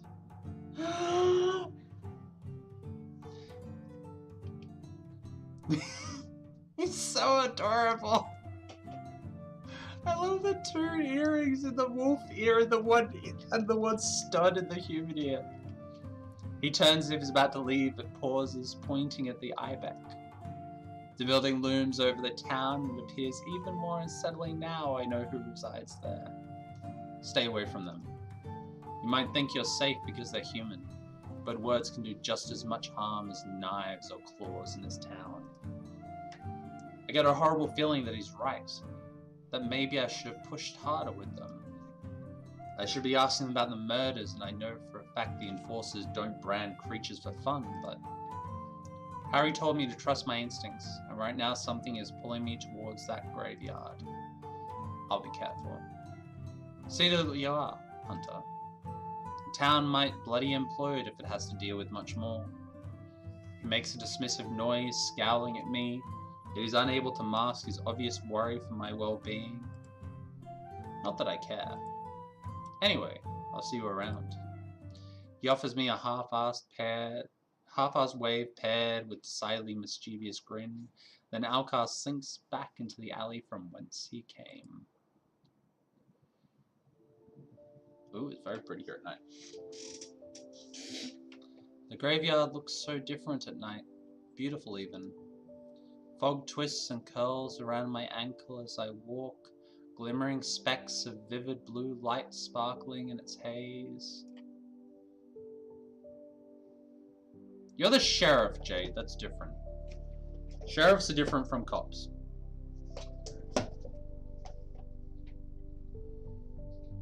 Thankfully, darkness is a little more forgiving this evening, and something seems to be guiding me along, leading me right to the place where the murder happened. You're about to lose your mind? Okay. I'm hoping that I might be able to get a clearer idea of what transpired here that night, now that I know he was what he was. I follow the path and see a dark figure crouching before a neat line of gravestones. There's no danger here, not that I can feel, but I approach with caution anyway. You missed Alcar, the puppy boy. As I draw nearer, I recognize him. It's Finn.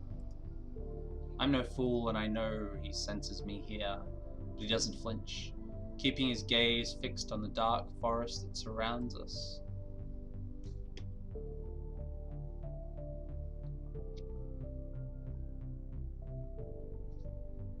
Give him space. I stand in silence and observe him, noticing the defeated set of his broad shoulders. He already seems different here to the man I encountered the other night in Ezra's shop. More stoic. He takes a deep breath, one I know he doesn't need, and he turns slowly. What brings you here on this fine evening? Our beautiful, disabled, vampire friend, with the gorgeous golden eyes and the magic prosthetic arm and the glamour and the charm. I mean, and this music is so good. God, another 100 points for the music people for this game. Seriously. What brings you here on this fine evening? Oh, hanging out in graveyards is just part of the job. He rolls his eyes playfully, offering me a smile. Same. I relate to the people here a lot more than I do anywhere else. I laugh and he joins me, his expression softening a little. For someone who requires sleep, he looks tired, defeated. Do you really spend your free time hanging around graveyards like the vampires in all the storybooks? He gestures at the tombstone, shrugging. How else would I chat with my friends? Goth boyfriend? Yeah. He stares at me quite intently, smirk fading. The dull golden glow of his eyes is strangely comforting in the darkness, and they glisten as he cocks his head, seemingly trying to suss me out. You know, I find it soothing. It's so peaceful, and humans can be so very loud. Aww. I wasn't in love before, but I'm in love now. I share very fellow feelings with what Finn's talking about. He pauses, looking up at the stars, and he smiles. It's nice. Oh, you're nice. Like, I used to do the same thing as Finn. I used to hang out in places like graveyards because they're quiet places. They're places that we hold a reverence for silence. And people are too loud. People don't know the pleasures of silence, of quiet. I think I'm in love with Finn just a little bit. I look around us, the trees are swaying softly in the breeze, crickets chirping in the tall grass, not another living soul apart from myself and...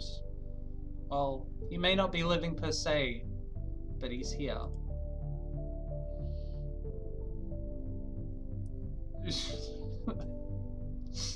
You're right, there is something peaceful about it. Curiosity shines in his gaze, and apparently impressed by my answer. How are you coping with all this? It must be overwhelming, starting fresh in a strange place. He pauses, his nose crinkling, pointed ears twitching. Especially one as strange as this. I grin, agreeing with him wholeheartedly. I'm slowly getting the hang of it, I think. You're doing just fine, Kaiju. So tell me, why are you really here at this hour? I really need to have a look around. I sensed something near where the body was found the night after I arrived. Yeah, there's definitely strange energy here. He pauses, looking as though he's trying to decide if he should say what he's thinking. I can help you, you know. If you wanted an immortal opinion. How exactly can you help me? He huffs a quiet laugh, folding his arms across his chest. Well, would an excellent sense of smell and the ability to see things your human eyes cannot be of use? Alright, everyone ready to key smash? I feign disinterest, a playful roll of my eyes as he waits for my response. I suppose I shouldn't dismiss any help, but how do I know that you're not the thing committing these horrible crimes? Not yet, hold it off. I've been told to trust no one more times than I can count, so tell me, Finn, why should I trust you?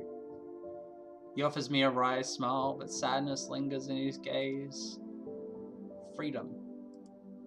Freedom? He nods again, taking another deep, unnecessary breath. I've been trying to be a better man since the day I died. My sire was a cruel man, a tyrant, and being around that for centuries does something to you. Where is he now, your sire? He swallows thickly, rubbing the back of his neck. His almost a nervous gesture in the first time I've seen him do anything that looked remotely human or graceless. Dead. Killed by your Lieutenant General. I owe Harry my life. He freed me from Levi's shackles. He pauses, head tilted towards the night sky, and he closes his eyes. I've done terrible things in my time, and I intend to pay penance for those for the rest of my days. Somber goth boyfriend! We let people make up their own minds here. We do not say that people need to be with certain people, or that you own other people. Unless that's your dynamic. I smile, something wicked. Which, if you hadn't heard, is forever. There's so many things I long to ask him. He's seen so much, done so much, and I assume lost so much. So to answer your question again, I value doing the right thing above all else. Even if sometimes I tend to stumble a little, metaphorically of course. I offer him a wry smile, watching him watch me.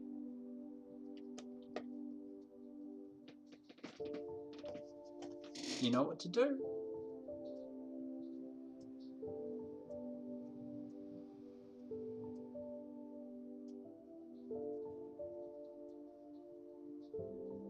I mean, if you want me to flirt, I could flirt. I could do it. But I'm gonna need those keyboard smashings for Goth Boyfriend. I think Goth Boyfriend needs good keyboard smashing. Like, show me some enthusiasm here, people. I need to know that you're enthusiastic for Finn. Like,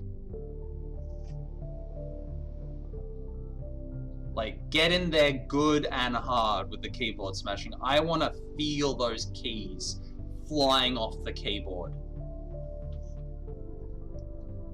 I mean, we've only got 2. Like, is that really all that matters? Does Finn not matter?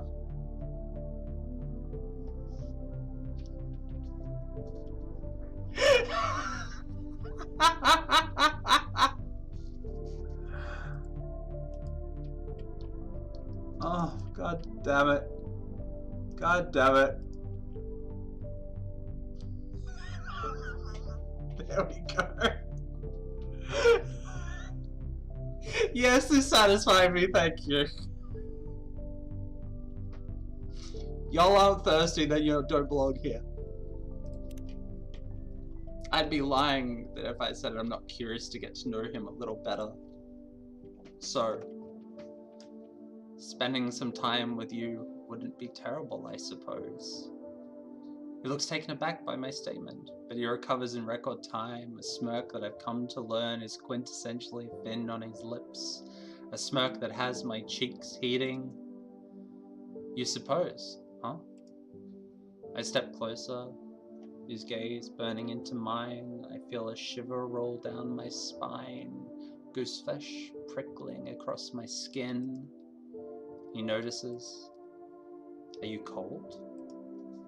He's teasing me, so I decide to play along.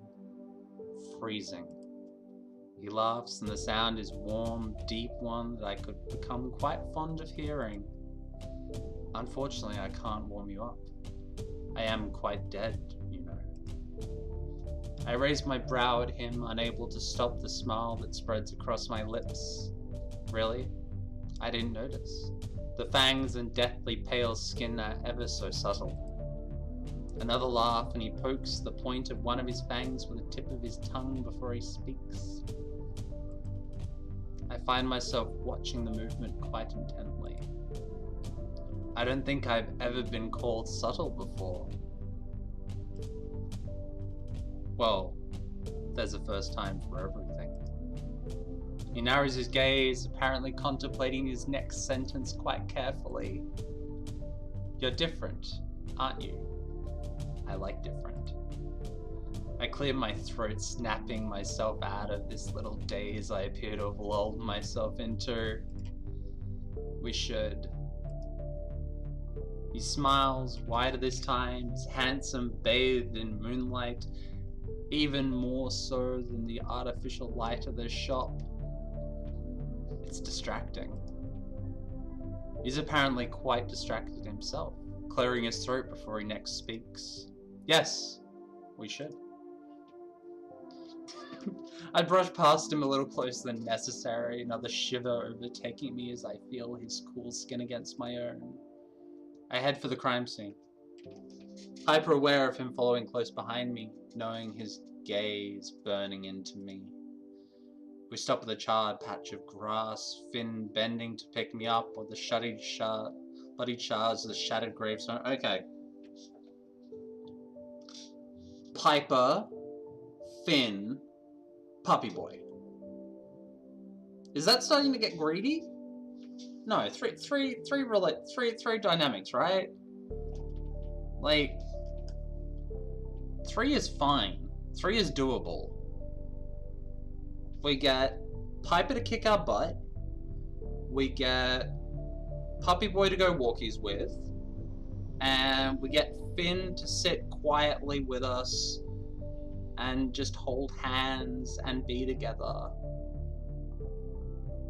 Oh god, I think I'm just describing my perfect relationship. My perfect, like, dynamic. Holy crap. I've worked out my ideal polycule. Okay. Piper, Finn, Puppy. Done. He brings it to his nose, glancing at me before he gives it a sniff. He crinkles his nose, apparently repulsed by whatever scent he's picked up. He hands me the stone, wiping his hands off his trousers. I suggest you keep that. There's nothing like I've smelt before, and I've smelled a lot of different things in my time. I throw him an accusatory glance before I turn my attention back to what he's handed to me. I put it in my pocket for safekeeping. You can't pick up anything familiar at all? So it's not the victim's blood then? He shakes his head. Definitely not his. It smells off. If it's from a creature, it's certainly not one I've come across in my 600 years. Well, here goes nothing. I do exactly as I did the last time, closing my eyes, concentrating, pouring all of my energy into seeking out that lingering memory. It's just as I remember. Painful, loud, and I almost can't bear it as a deep, scared voice echoes in my head. Leave while you still can. I feel a force pushing at me, but it's weak, nothing I can't handle, so I fight it and hold my ground. It's not hostile, but panicked. It's trying to tell me to go, to get out, to run. That just makes me want to stay all the more. I hear Finn saying my name, but it's quiet, distant, almost as if I'm underwater. I want to help. Tell me how. Who did this to you? No help, just death. You can't stop them. I tried. I failed. The voice disappears and all I'm left with are more questions. I open my eyes to find Finn crouched before me, eyes wide, concern etched on his handsome face. Kaiju, are you okay? What the fuck was that?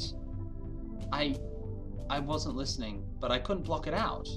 He was so loud.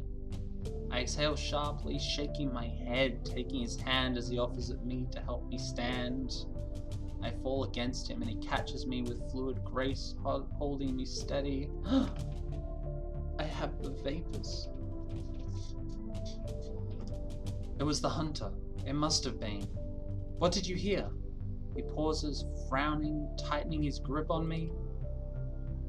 Nothing coherent, just noise. It was intense. That's never happened before. What did you mean? I mean, I feel things. I hear things sometimes too, but I never directly spoken to a spirit like that before. At least that's what I think it was. I should go find August. He seems reluctant to let me go, a stitch in his brow as he looks at me. You sure you're okay? I nod, regretting it immediately as a wave of dizziness overtakes me. Well then, I've got you. You need to find Ezra. He can help you, trust me. He's good with weird shit like this. I contemplate heading back to see August, but I suspect they wouldn't appreciate me barging in at this hour with little more than a ghost story? You're right, I'll head for a shop immediately. Finn nods, still watching me, holding me close lest I wobble. Head straight there. Promise me? I place my hands on his chest, and Finn holds my arms as I try to steady myself. I will. Thank you, Finn. I chase his touch as we break apart, cool fingertips against my skin. If you need me, don't hesitate to come.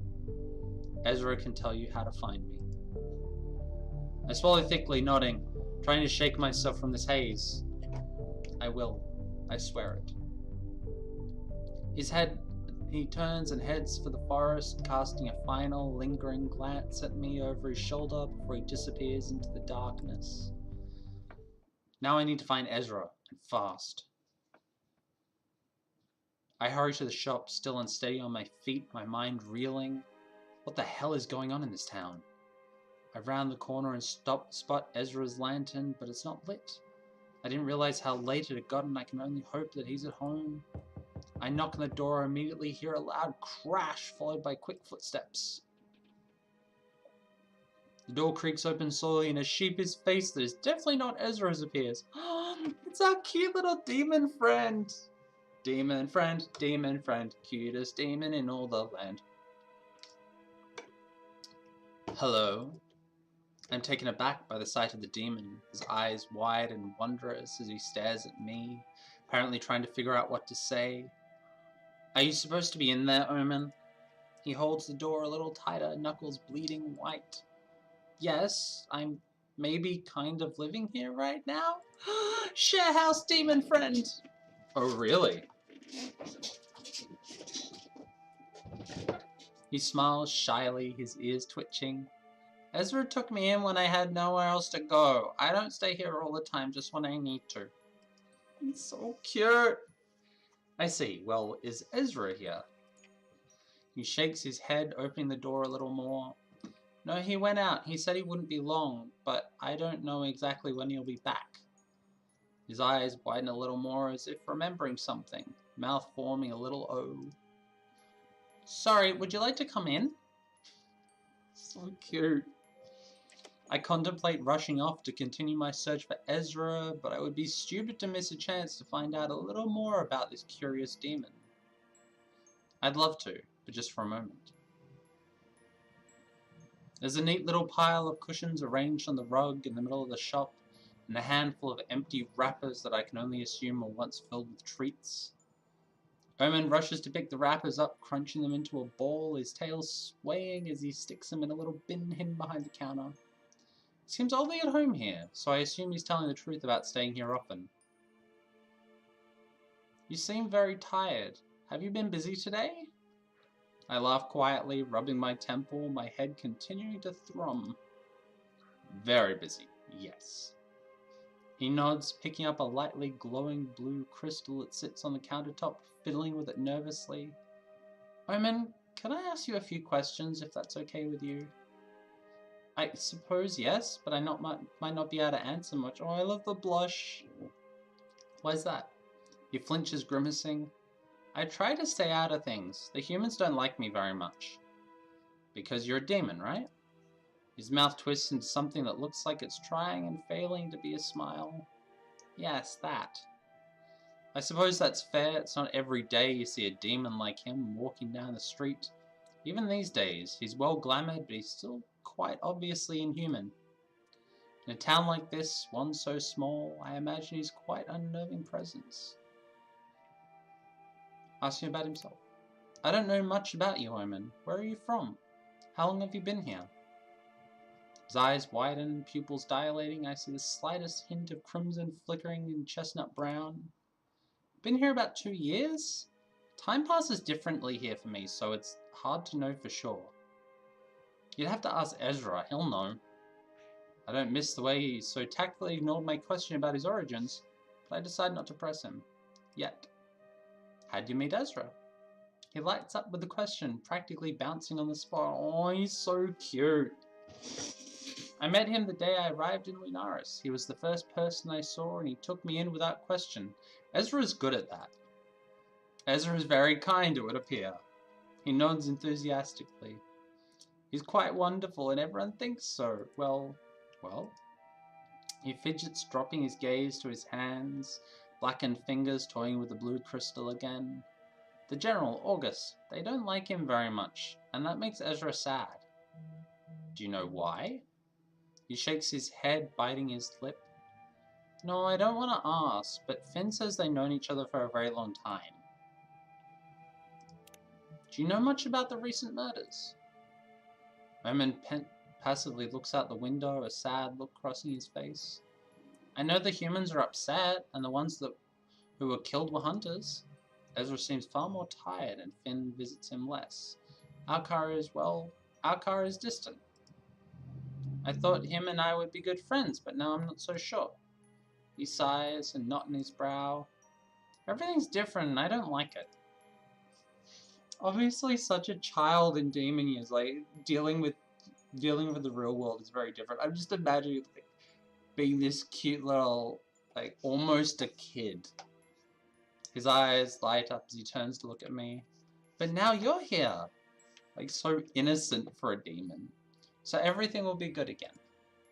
His happiness is infectious, but I can't in good conscience lie to him. I hope so, Omen, but it might take a little while. Right, yes, I understand that. He fidgets where he stands, gaze falling to the place where I know Ezra's living area is situated. Can I show you something? Of course you can. One moment. He dashes through the curtain that separates the front of the shop with the back, reappearing within seconds, clutching a weathered notebook. Here, I keep notes on things I find interesting, mostly humans, but also Finn, Alcar, Ezra. He trails off, looking wistful. I thought maybe it could help you. If you need to know stuff about certain people, I might have something here. I mean, do we flirt? Do we flirt?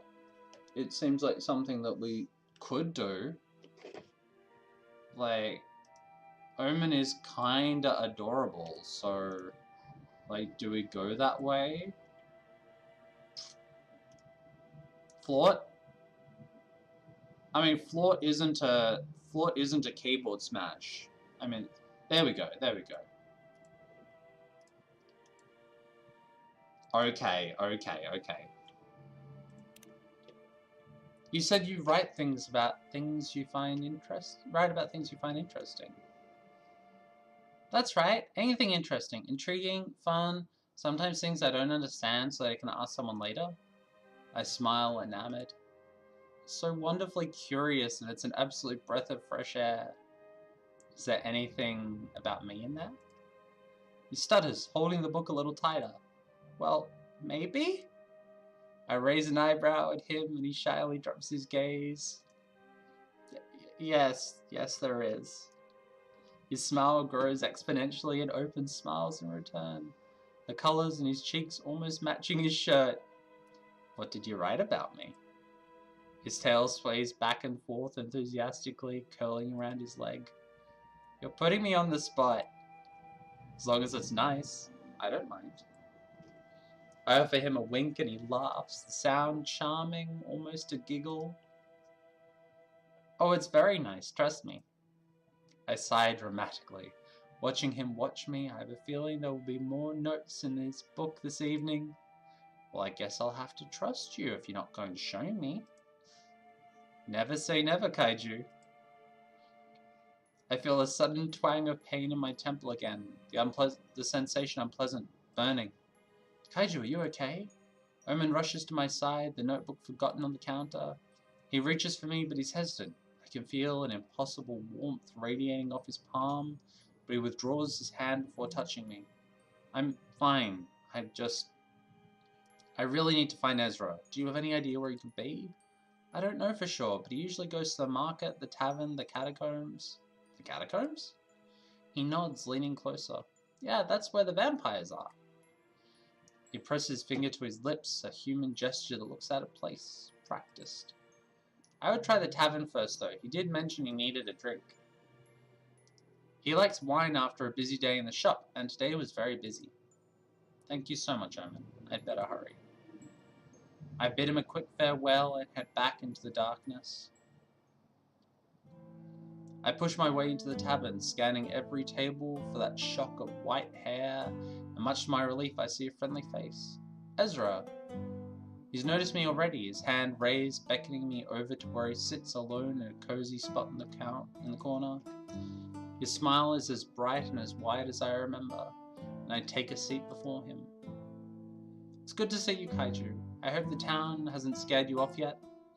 I raise an accusatory eyebrow at him, earning a laugh. Well, even if I was scared off, I can't really go anywhere, can I? Ezra smiles softly, but he seems restless. I suppose not, no. What's that like, being bound to do whatever you're told?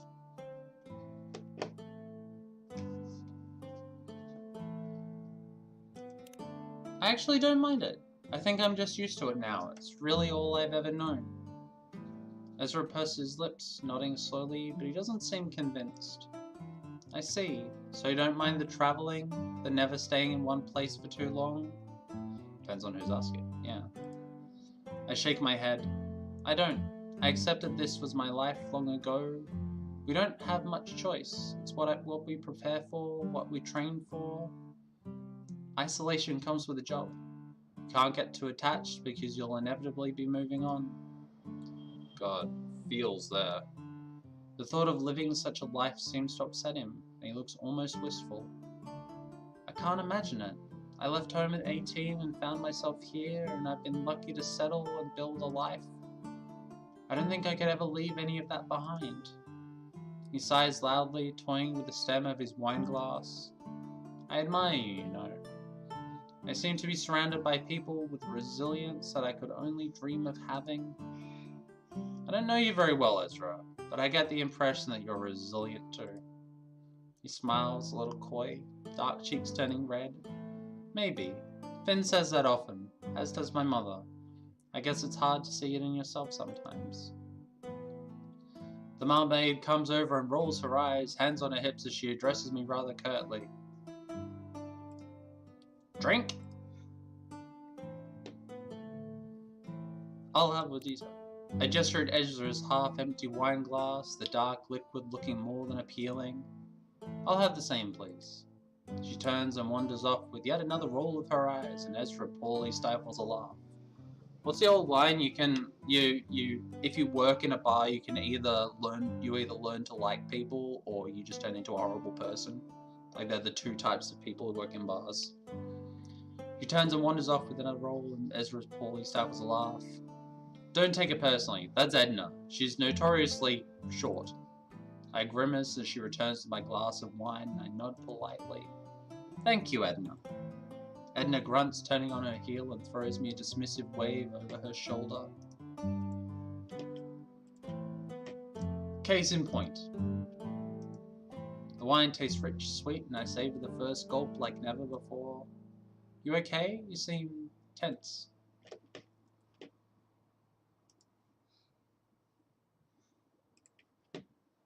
Well, I was actually looking for you. I need to tell you something, but promise me you won't think I'm crazy? You're talking to someone who lives in Lunaris. Try me. I take a deep breath and edge closer, checking no one's listening. I think you're cute. I visited the graveyard the day I left your shop to see the crime scene. I tried to get a feel for what happened there that night. Ezra leans in, eyes wide. And I didn't really get much then, other than the overwhelming sense of loss, which is, well, quite normal considering. But tonight I went back. Finn was there too, and I felt something different. Different how, exactly? I half a laugh, knowing how ridiculous this sounds, but in my line of work I suppose it's normal. I heard him, Ezra. The hunter, the one who died. He spoke to me. Ezra's gaze darts around the tavern. He sits back in the chair, running a hand through his hair. He wipes the look of shock off his face quickly, putting himself to rights. His voice is low when he speaks next, barely a whisper. You're sure it was him? I nod. Positive. He told me to leave, that there was no hope. Ezra leans forward again, pushing his wine glass aside, placing his hand upon the table, his fingers twitching. Key mash to flirt with Ezra.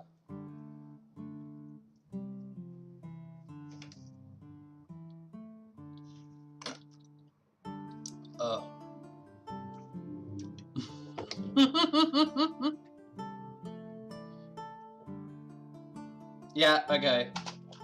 You know what? You're all a bunch of rainbow nerds. Just have to say it.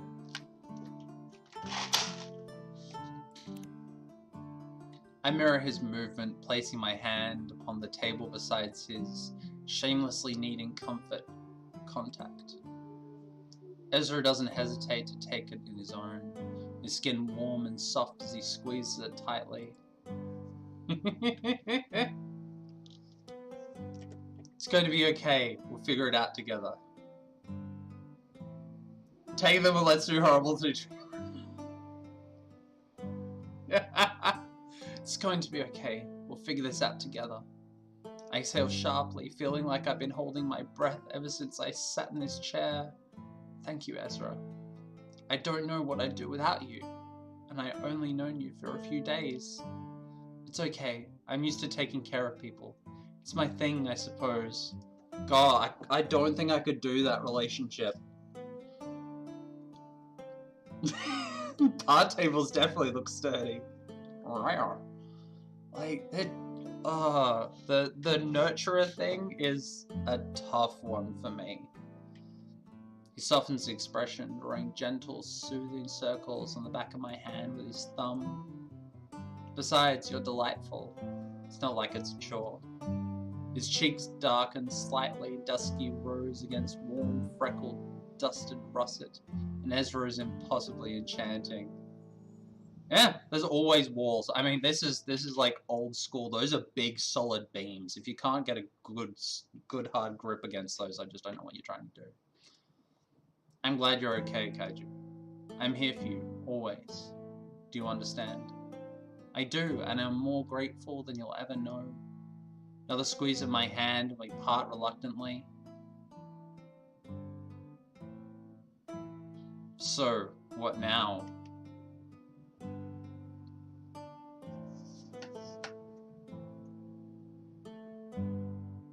The freckles! Oh, the freckles! They're so cute! This is so unbelievably adorable. This precious boy. This precious boy. Ezra, you're too good for this world. Too good for this world. I'm not having a crisis, you're having a crisis. Ezra huffs a laugh, resting his chin in his hand. He looks tired, that bright emerald gaze firmly fixed upon me. We don't deserve Ezra. This boy is just too good. He curls his fingers around the stem of his glass, sighing deeply. I don't even know how to unpack this, but I know what you need to do. But I do know that you need to rest. How's your head? I sigh, pushing my wine aside. Still hurting. Ezra fishes around in the pocket that's attached to his belt, retrieving a small vial full of what looks like a herb or flower. Here, crush this into some boiling water. It should help with the headache. It's just some feverfew and butterbur. Completely natural, I promise. You know what else is natural? Arsenic is natural. Crocodiles are natural. I take the vial and tuck it safely into my pocket. Do you have a pharmacy in there? He laughs softly, shaking his head. What kind of witch would I be if I didn't carry around a cure for a migraine, huh? I should head back to the shop. I left Omen unattended with the kitchen cupboard unlocked. I'm sure he'll eat me out of house and home. I did check that before I came here. He's gotten into the sweets. Shit. And that's definitely my cue to leave. Oh, Ezra, you're too good. Now rest. Whatever you experience today will still have happened tomorrow. I know what you hunters are like. No matter how much of a bossy pants August is, your report can wait until morning. I smile up at him as he stands. I promise. I'm drained. I need my bed more than ever right now. Plus, I need to decide how to put all of this into words. That changed everything for me, didn't it? Yes, I'm afraid it did. He sighs deeply, resting a hand upon my shoulder. Be mindful of who you share this information with, okay? There are eyes and ears everywhere. Good night, Kaiju. Good night, Ezra. I stare out of the window and spot the first snowflakes falling from a star-dusted sky. Winter has arrived in Linarius. And that, my wonderful, wonderful friends, will be it for When the Night Comes. Because we have one other game to play, and I have to set my cap for these, because otherwise I will destroy my throat reading these. That is only Chapter 2 of what is currently available right down there at whenthenightcomes.itch.io/WTNC. Oh, biggest team stream, right? Like, okay, who do we love? Who do we love the most? While I get the rest of this all sorted up. Pick one. Pick one. Who do you pick? You'd be flipping the table. Finn? You have to pick one. I don't think... Have I met everyone? Yeah. So I've met all of the possible romance options. August? So, let's get this moving on. Yoink, yoink.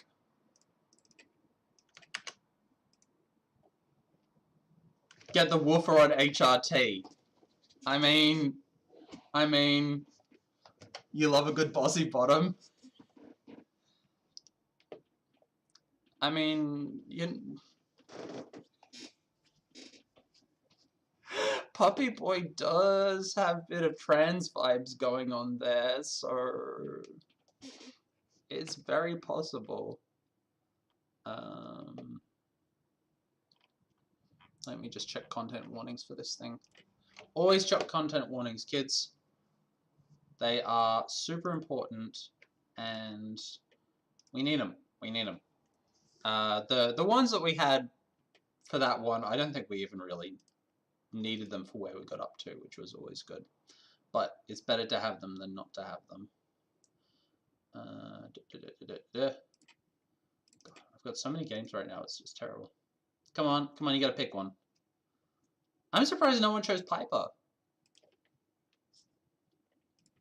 Is there no love for Piper? Let's see, this is about halfway through.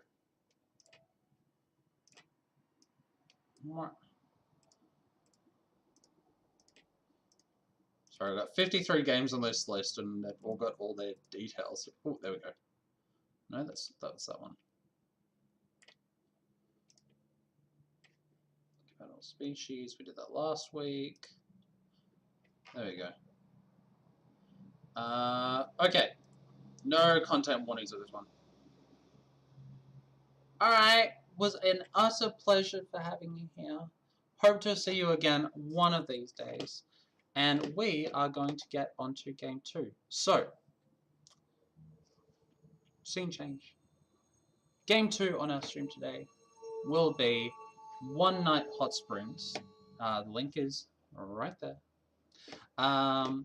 This is a game about a trans woman's journey through hot springs in Japan, and I am very curious about this one, so I'm very interested to see how it plays out. So let us launch it and see how we go. But yeah, thank you everyone for joining me for that first session. It was amazing and I love it, and you need to go and check out When the Night Comes, because it is really, really good. So, launch Blizz. We don't have any specific content warnings for this game, which is always good. Apparently it's quite a personal journey, but it is not one with content we have to overly worry about. There we go, now it's running. And we will switch over. What language shall we play in? English, Japanese, German, Spanish, or Next? I have not heard of Next as a language, but I think we'll go with English. Would you like to use hints? No. Ooh. Made by MPCK. Noise is a little quiet, but that's as loud as it's gonna get. Okay. So, let's return. And let's start One Night Hot Springs. Should update the thingy. One night.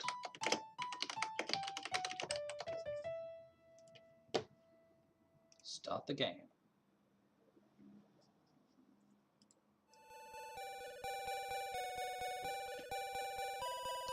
Who on earth could be calling me? Haru, it's been so long since I've talked to you. Sorry for calling so suddenly. You're not busy, are you? Not busy at all. How have you been, Manami? I've been wonderful, thanks, and that's why I wanted to call you. My birthday's coming up, and since it's my 20th, my parents said they would let me go on a trip with my friends. So my plan is to go on a trip to the hot springs with my 2 best friends. And of course, that includes you. My parents will pay for everything, so it's no worried about the cost. Dear gods! That's not a cheap trip. Hot springs? But you know that I know. That's why I'm calling to talk to you first before deciding anything. Haru, you're my oldest and closest friend. It would mean so much to me if you were with me to celebrate my 20th birthday. But I just want you to enjoy yourself to the fullest. So let me know what I can do to make you as comfortable as possible. But it's been years since I've been to a public bath, let alone a hot spring.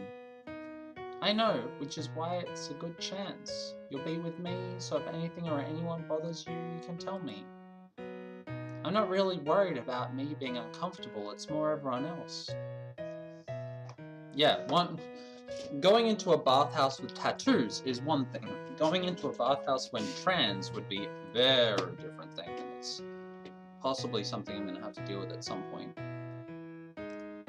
They will. Haru, no one cares as much as you think they do, I promise. Please come, for me. What should I say? If they have reserved baths? Fine, if they have reserved baths, I'll go. It's gonna be the best birthday ever. I'll call you again when everything's sorted out. Beep! I love the beeps of voice too. She always hangs up so fast. I can't believe I agreed to go to the hot springs. God, I miss hot springs. Last time I went to one was years ago and never felt so clean in my life. What should I do? How do women behave when they go to hot springs together? Let's see what search terms hot springs with female friends gets me. Oh, an article titled When Going to the Hot Springs with Your Girlfriends. You don't have to care that much about makeup, so should I worry about it a little? Don't worry about bust size. Well, I guess I don't really have a bust to worry about. Don't forget to shave. Wait, shave? Which parts? How much? I just don't know. I have to figure this out as I go. I'll just wait until Manami calls with more details. This is enough internet for me today. Guess I'll turn in for today. God. Like, going to a bathhouse when trans would be very difficult. Like, if you don't know, Japan does not have a particularly positive attitude towards trans folk. So, this is going to be interesting. I'm really here. What on earth am I doing? I'm not really prepared for this. But I'm here now, and I just have to power through this. You can do it, Haru. Haru, over here. Where? Hi, Manami. Oh wow, Haru, I love your hair. Thanks, I decided to grow it out. Looks amazing. Okay, so they obviously haven't seen each other for a while because it's not like hair growing out takes a very short time. Hey Manami, don't forget about me. Oh, sorry Erika. This is Haru, my childhood friend. And Haru, this is Erika, my friend from high school. Last name's Nagata, in case you were wondering. I'm Haru Suzuki. Nice to meet you. You'd speak more casually, you know. We're the same age. We're the same age? Yep, or close enough. Erika's 20. Yeah, I heard that from Manami. You two went to the same preschool. I mean, yeah. You really need to loosen up. Dip in the hot spring will probably do you some good. Manami, you gonna check us in or what? Right, let's go then. Not sure how I feel about Erika already. Welcome. Hello, I have a reservation under Chachibana. Yes, we have your reservation. Would you please fill out this registration card? Haru, Erika, could you fill out your information? Sure. Okay. Time to fill out this form. Oh god, it's a very Japanese form. Oh, I'm getting flashbacks already. Time to fill out this form. First of all, my name. Probably need to write my legal name. And my legal gender too. Oh! God, I'm already feeling the awkwardness. I should fill out the rest of the form. Age 19, address and occupation, and everything else. I'm finished. Me too. Thanks. Here's the registration card.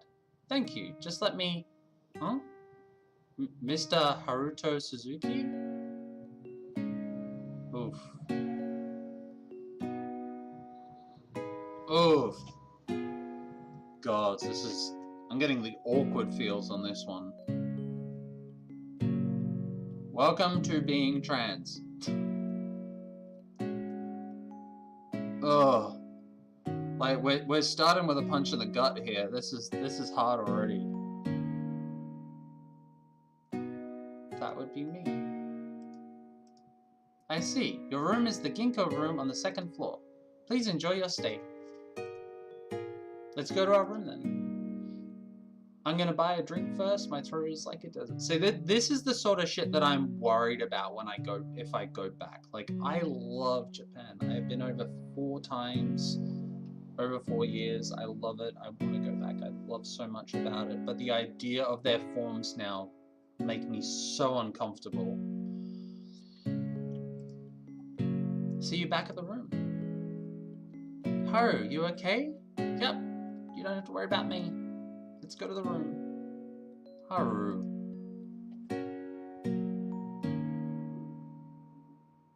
Nice! It's a proper tatami room. I love tatami rooms. Tatami is so much trouble to clean, but I love how it looks. It's also really nice to sleep on. I love tatami too. It has such a nice smell. I just want to lie down and sleep on it. Go ahead. Me and Suzuki will just head to the hot springs while you're snoozing away. Don't go without me. I want to go to the hot springs too. Just kidding. Though I do plan on heading to the hot springs ASAP. Too much studying hunched over my desk today. I need to give my stiff shoulders a break. Hot springs. We should get changed first, I guess. The yukata should be around here somewhere. Not here? Or here? Or found them. One for each of us. Aw, they're cute. I wonder if they're for sale. What hot springs places they are. Let's get changed then. I'll change in the bathroom. What's up with... Oh. Yeah. Oh. Thank goodness the yukata are unisex. It is really good like that. I just hope that it's big enough for me. Looks like it should fit me fine. Yukata are all straight lines, so not having a waist or much of a chest is better. So it's perfect for me. I have a really nice yukata as well. They're really good. I hope I can tie it well. I should wear my yukata one of these days. They're exceedingly comfortable. Oh, that's not a good bow. Let me try it again.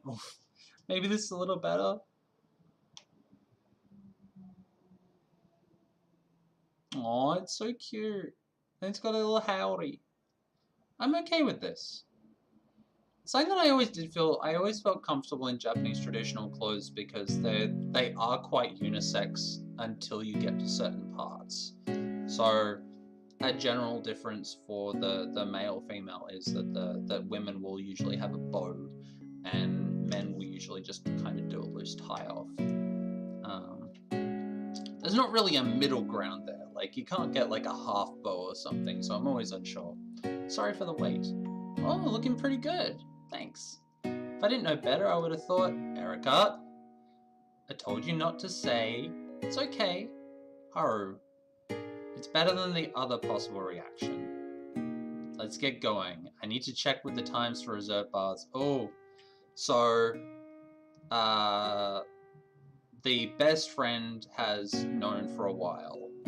The new friend has been told that our character is trans, but probably has encountered a trans person in their life, so who knows? Or at least not someone who's out. So you're not heading to the women's bath with us? That'd be a bit too, I don't think it'd be that big of a deal. Erica, don't. It's fine, I want to check out the reserve baths anyway. Come on, let's go. So yeah, in Japan you have like two baths at public baths, two types of baths at public bathhouses. You have reserved ones, which you go in and you sign your name down and you say, I want a bath at this time, and you get that to yourself. And then there's public baths, which is all men or all women, and honestly, that's a reason why I don't think I'm going to use a public bathhouse again, because I don't fit either. I have boobs and I have junk. Like, never going to be able to make that happen. Erica and I are going to head in then. You don't have to worry about me. I'll see you again at dinner time. That's what she said, Manami. Let's go already. Don't grab my arm. See you later, Suzuki. I'm not making Manami worry. I've got to stop that. First, I should find out how to reserve the bath. Excuse me. How may I help you? How do I book the reserved baths? If you mean the family baths, please head to your left and write your name and the room on the reservation list. Thank you very much. Family baths are to your right. Thank you.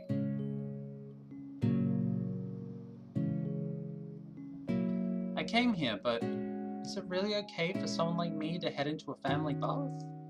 Can you even use a family bath on your own? So yeah, this family baths are just for immediate family. It's for people who want to like get the experience and get clean and get all that sort of stuff, while just being like, it's usually for parents and kids. Just be taking a time slot from an actual family. What should I do? It's just one time slot. Guess it should be okay if I don't take too long. It'd be a shame if I came to a hot spring but didn't actually go in. It's been so long since I've been in a proper one. Okay, I'm gonna reserve a time slot. Let's see. They're all booked. You serious? Here I was trying so hard to encourage myself. Excuse me. Sorry, I was just leaving. Would you like to book the family baths? I was going to, but they're all booked. Oh no, I sincerely apologize for the inconvenience. May I suggest you just enjoy our splendid women's baths instead? We have vase-shaped bathtubs which you can enjoy privately, like the family baths. If you'd like, I can show you to the baths. No. Something the matter? No, I mean, in for a penny, in for a pound, right? Or in for a yen, in for 100 yen, I guess.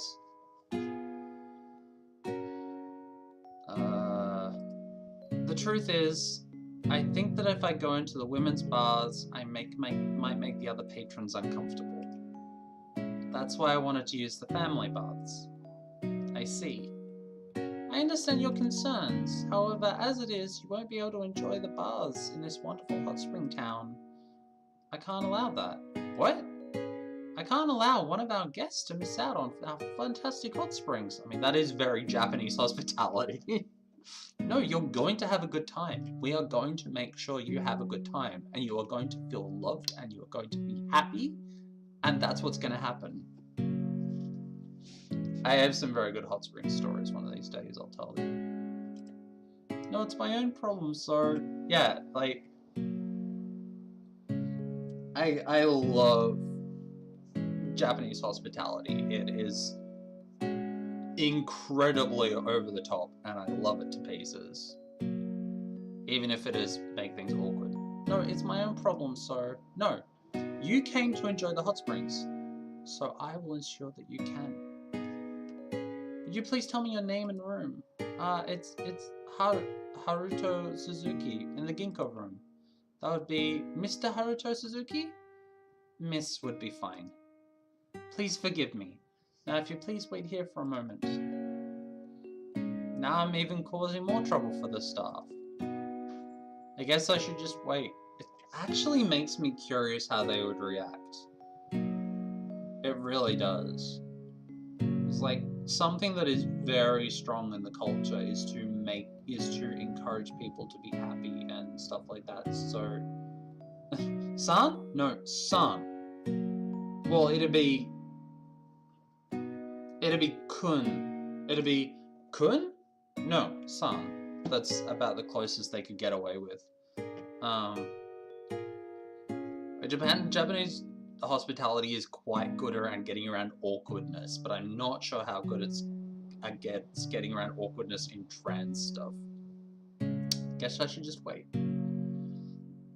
I apologize for the wait. No, that was hardly any wait at all. With your permission, we would like to upgrade your party to a room with an open-air bath. What? Would that be acceptable? God, there was a bathhouse in... God, where was Hanako? South of Tokyo, that had private rooms with open-air hot springs overlooking Mount Fuji. And I'm like, how do I make this a thing? How do I do this? And it's like $400 a night. It's like, I don't want to cause any fuss. Japan is also very good at upgrading people. Like, if they've got a spare room that is of a better standard, if they think you're a good person, they will just give you the better room. Like that. It is amazing. Something like that. Like, first trip to Japan that my partner and I took, we got upgraded twice. One time we were at a hot springs resort like this, and so we were there, and my partner and I were there, and we'd had our reservations booked for us as a gift from some friends because we'd done some work for them. And one of our friends lives in Japan, and so like they made the booking for us, telling them we were newlyweds, which was amazingly funny. We made a lot of very fun jokes about the whole situation, and we scared a lot of people back in Australia. It's like, you got married in Japan? What happened? And we got there, and we thought we were getting like a standard room, and they essentially upgraded us to the honeymoon suite equivalent. Like, instead of getting a room, they gave us a house. And then we went up to Matsumoto because we wanted to check the castle there, because the castle there is amazing. And we got upgraded from like a standard room to a deluxe room because they just happened to have a spare room and it was a quiet time of the year. I don't want to cause any fuss. It's our way of apologizing for the fully booked family baths. We want all of our guests to enjoy the hot springs. Like, this is something, this is real Japan hospitality. Here's your room, and your other room. Oh, we went from the hot springs resort, we went from a room to almost, like, it had 2 rooms. It had a sleeping room and a dining room and a bathroom and a balcony where we got to see squirrels and all this local wildlife and stuff like that. It was so gorgeous. And then we spent like 2 straight days taking hot spring baths over and over again. So good. It's also a personal wish from a staff member who loves the hot spring town. Will you accept the upgrade? Is it really okay? Of course. Then, yes please. Thank you very much. If you would allow me to accompany you to your room. Score. This is the Azalea room. I don't know how to thank you. It was nothing. I hope you enjoy your stay. What a nice person. She'd said she would tell Manami and Nagata that change of rooms too. I didn't think people would be that accommodating. They are. Over in Japan, they are.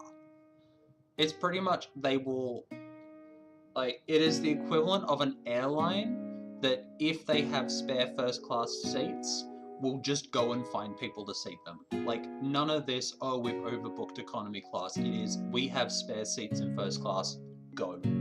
Take them. Maybe the world is kinder than I thought it was. Let's check out the open earth bath then. Oh god, it's almost like that room. Oh, this is really, really nice. The view is amazing. I don't even want to think about how much it would cost normally. Depending where they are, $350 to $500 a night, probably. It's absolutely gorgeous. Is it really okay to get an upgrade like this for free? Stop worrying, Haru. Staff said it's okay, so I'm going to enjoy this. I need to wash first. I love the smell of the shampoo. Chrysanthemum? It's really relaxing. And this is charcoal soap. Cool.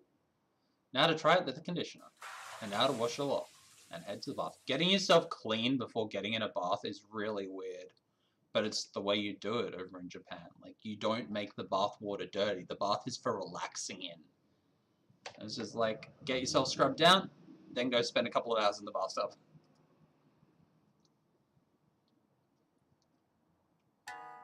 Oh, how? I can feel the knots in my muscles loosening. I can't even remember how long it's been since I've soaked in real hot springs water.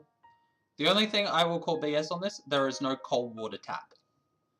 So because hot springs are often way too hot, the private ones will usually have a cold water tap.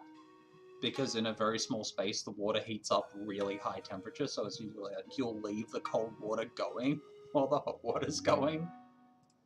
I can never afford to go to a place like this myself, and I can't go to the regular hot springs. All I've got is my bathtub at home. I wish I could stay in here forever.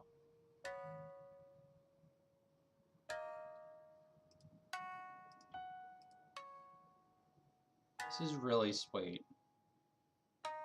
That was a good soak. I should get dressed. What a wonderful bath. Thank you, staff lady. Time passed pretty quickly. Manami and Nagata should be back soon. We're back! Hey Suzuki! I heard from the staff we were upgraded to a room with an open-air bath? Yeah, because family baths were all booked. Wow, that's so nice of them. The staff didn't just tell you to go to the women's baths? Erica! She did, but when I explained, she was very understanding. Oh, that's really cool of her. Yeah. I was surprised, but really happy. Did you two enjoy the hot springs? It was really nice. I've never been to such a proper expensive place before. You should have come with us. I'm glad you enjoyed it. Oh, Haru, I think you've got something in your hair. Let me get that for you. It's okay, I'll get it myself. You don't even know where it is. You can tell me. Would it be easier if I took it? There, I got it. Thanks. Is this how it is? How what is? Nothing? Nothing? Yeah, Erica doesn't get it. Erica seems to be this kind of person who's heard about trans people before, but doesn't know how to deal with them. That's what I was saying. Like, oh, Erica, is this your first experience hanging around a trans? When is dinner getting here? No. Excuse me. Good evening. Please allow me to set the table for you. Oh god, having food delivered to the room. Oh, I'm having flashbacks. Good ones. God, having like a full banquet essentially delivered to your room is so amazing. They just bring tables in. What would you like to drink? What do you two want? How about beer for everyone? I'm underage, so I'll have tea. Right. 2 beers and 1 tea. Please enjoy your meal. Are you okay with beer? I've never actually drunk before. It'll be fine, it's your 20th, so you should try a bit at least. If you don't like it, I'll drink it for you. More importantly, this, dinner. This looks amazing. Let's eat.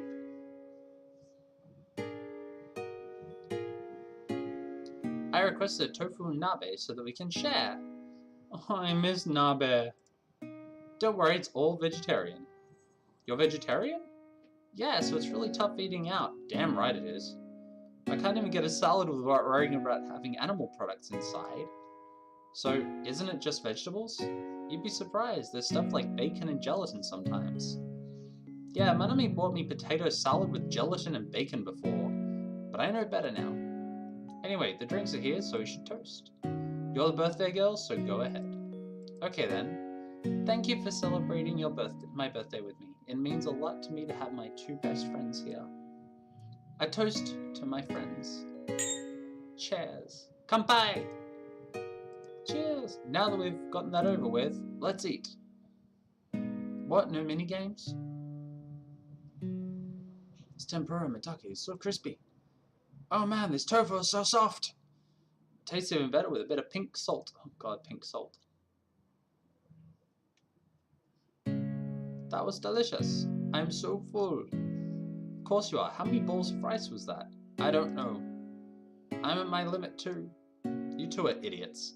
Haru is an idiot. Neither is Manami. Such idiots.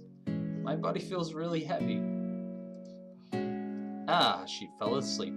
Suzy, can you help me carry her to the futon? Okay. This is just super cute and I'm loving it. She's surprisingly happy because she does sports. It's the muscle. Really? I didn't know that. Baka! Baka yoro. I didn't know that. Though I can imagine it. She's always so full of energy. She went out like a light today though. I think it was the beer. Yeah. Trust Manami to be such a lightweight. It's a good opportunity for me though. A good opportunity? I wanted to talk with you. Oh no. Oh god, we're gonna have the discussion. But Manami's was being all sensitive about it. So I figured I'd ask when Manami wasn't around. I'm not great with this thing, to be honest. Then don't. Slight rant time. It is not up to trans people to explain trans to people. Like, folks can do their own damn research.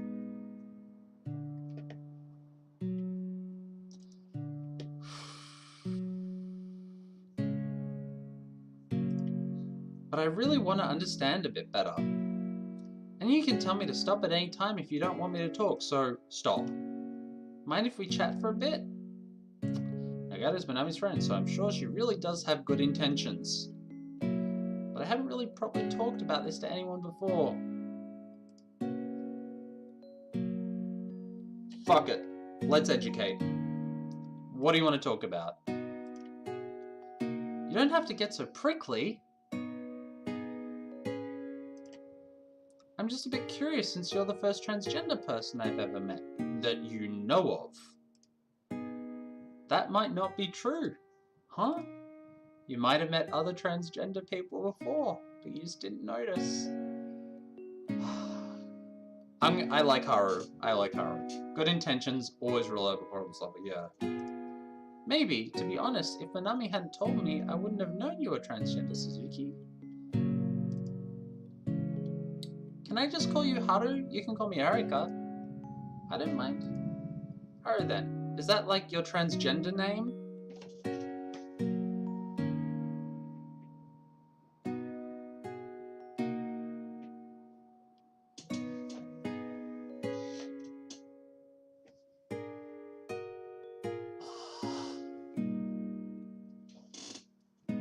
Insert the next 20 minutes of me facepalming. No, it's a nickname from when I was a kid. Oh, so it's a nickname from when you were still a guy.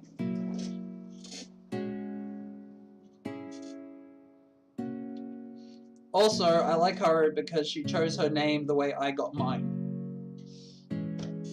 So what's your dead name?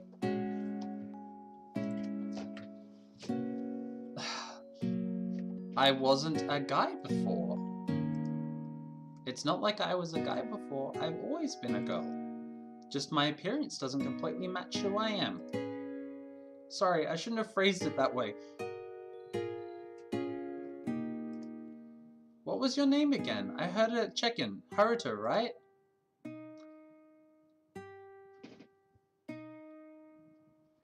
Probably shouldn't ask that sort of thing to transgender people. Why?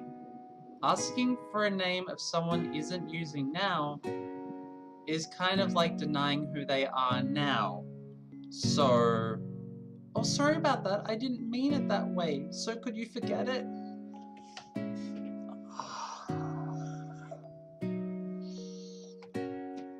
God. Welcome to the everyday trans experience, folks. This is what it's fucking like.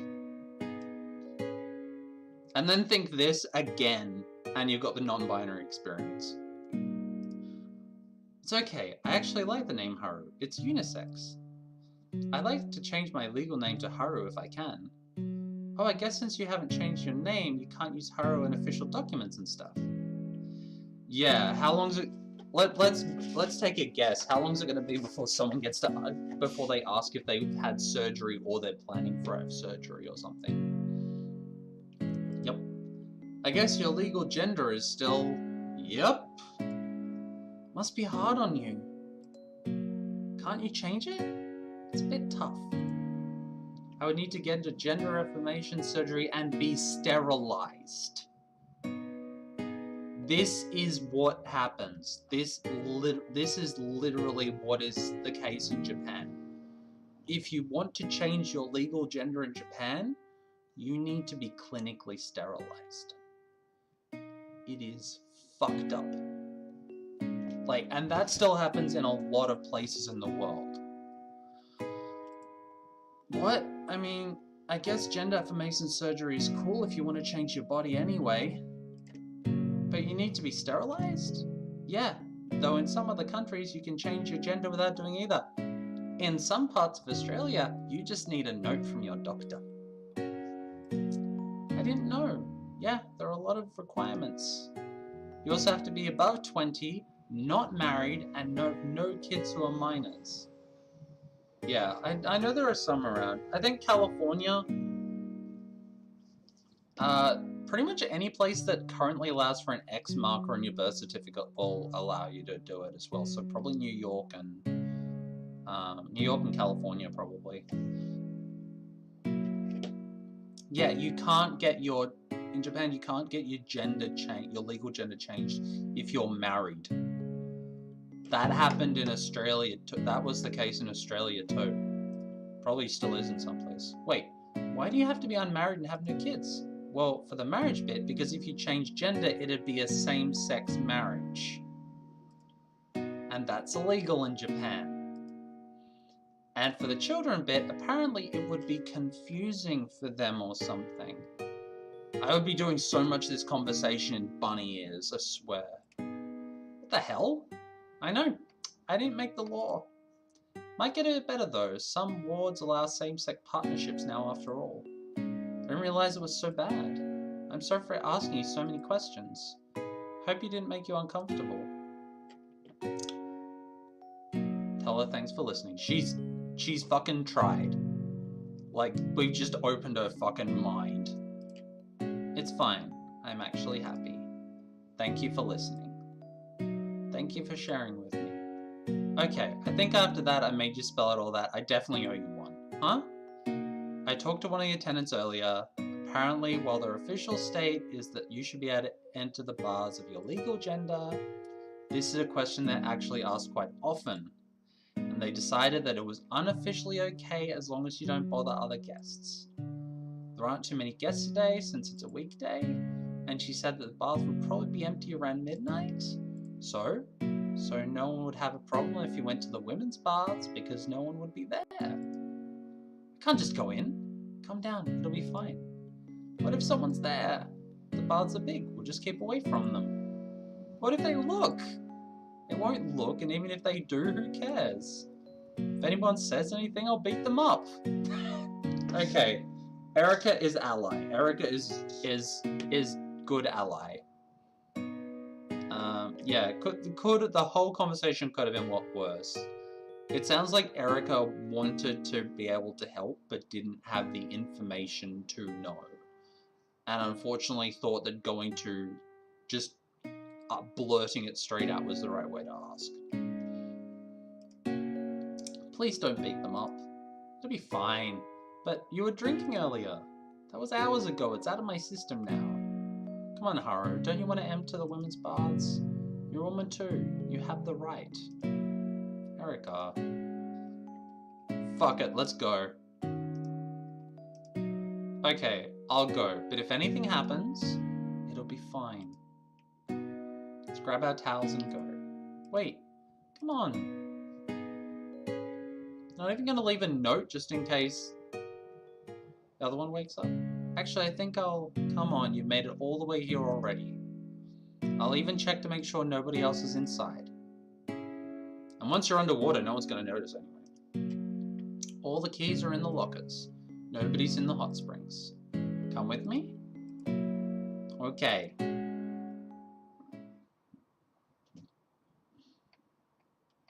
Don't worry, I'll change over here. I won't look or anything. Thanks. You can head in first to wash. See you later then. God, washing every single time. Like, I think the first time we went to the resort, we went to 4 or 5 different bars in the first day. So it's just wash, hour in bath, wash, hour in bath, wash, hour in bath. Dinner, wash, hour in bath, wash, hour in bath. It's like you got so fucking clean. It's so nice in here. The water feels smoother than the one in the room somehow. That's because it gets a lot of minerals in it that are good for your skin. What do you think? Pretty good, huh? Yeah. Thanks for bringing me. I don't see what the big deal is. I don't understand why you didn't just come into the bath with Manami and me. You don't get it. What don't I get? Let's pretend that for a moment you're in gym class. In high school, you need to change to your gym uniform. Girls change in the changing room, boys change in the classroom. Where do you change? I go to the changing room with the rest of the girls. Of course you would. What if one of the boys tried to come with you? We'd probably call him a pervert. But I mean, you look like a girl, Haru. But I'm not, at least not physically, not completely. And a lot of people aren't as lucky with your appearance as me. This isn't just pretend, is it? You're speaking from experience, aren't you? People like you know exactly where you belong. But people like me don't belong anywhere. We can't just enter bathrooms or change rooms or hot springs. Yeah, she's learning. If I went to a men's bathroom like this and was seen, I'd be told I was in the wrong washroom. But society tells me I can't use the women's bathroom either. It's the same for the hot springs, so we have to watch out for ourselves. Since nobody else will. Even though we just want to live like everybody else. Must have been really tough for you in high school. My school wouldn't allow boys to wear anything but the male uniform. But I didn't act like how they thought a boy should act. I got called a lot of names before because of it. High school students can be vicious. I was in an all-girls school, but things got pretty bad sometimes. Manami never said anything like that. Yeah, well, she's Manami. Nothing bad ever happens around her. But I was a bit of a delinquent. Bit of a delinquent? Wearing my uniform wrong, fighting with bullies, smoking in the toilets. Wow, that is delinquency in Japan. You know, the usual. I don't know how usual that is. Well, I've got over that rebellious phase now. But I know that kids can be pretty awful. Girls bullying isn't obvious as cuts and bruises, but it sticks with you. This is why single-sex schools are never a good idea. Were you bullied too? It wasn't that bad. I didn't fit in. Manami was pretty much my only friend in high school, and we weren't even in the same class. My homeroom teacher said it was my fault for not trying to be nice, so I just stopped caring. It's awful, right? That's how things are in high school. People who don't fit in will never fit in, so it's better to stop caring and enjoy yourself. People who don't mind that you're different. Yeah. That only works in certain situations, unfortunately. Sorry for that incredibly depressing speech. No, I'm really happy you shared that with me. I don't know why, but I feel like somebody's lifted a weight off my shoulders. I'm glad I talked to you. Have you ever told Manami any of this? No. I can never tell her. She's done so much for me. Just make her sad if she knew. Oh wait, I'm sure of this now. You like Manami, don't you? Yeah. You know that she's... You know, right? Yeah, I know. She talks about her boyfriend a lot. He sounds a really nice guy. I mean, I don't think there's any problem with that, okay? I dated a girl before too. Really? This shit doesn't get talked about much in Japan. Yeah, back when I was in high school, I dated somebody at my part-time job. So you're bi then? Bi? That you like both men and women? Maybe. To be honest, I don't really know. I don't care much for labels. But it's cool. You do you. Want to check out another bath? They've got a nice hot one in Cypress Wood. Sure. It's kind of cute how you hide your chest with your towel, by the way. I thought you said you wouldn't look. Sorry, I didn't mean to. But you do look cute. Okay, I'm heading into one of the vase tubs by myself. Oh, come on. That was great. Hot springs are the best at night when it's quiet. Agreed. Thanks for bringing me. Like I said, it's no big deal. I'm gonna grab a drink. What do you want? It's okay, I'm fine. Then I'll just choose you for you. Wait here for a bit. Erica's an interesting person. But nice. Yeah, she's an interesting one. Guess I should wait here. Oh, good evening. It was Miss Suzuki, yes? Did you perhaps have a chance to enjoy the women's baths? Yes. But only because I knew there was nobody else inside. But I wasn't the one who checked. My friend looked in the change room for me, so... Ah yes, the baths are usually empty at this hour. It isn't uncommon for people who want to bathe alone to use the baths at this time. So I am very pleased to hear that you could enjoy the baths. I hope you have a pleasant night. She knows, doesn't she? But she didn't say anything. Of course she knows, she saw the legal document. Pretty much said it was okay for me to go into the women's baths. I'm really happy. Got you some herb tea. It tastes good, right? When you're done drinking that, let's head back to our room. Feeling voice cracking up. It's definitely coming up to an end. I'm going over time, that's why. But damn it, I love that other game.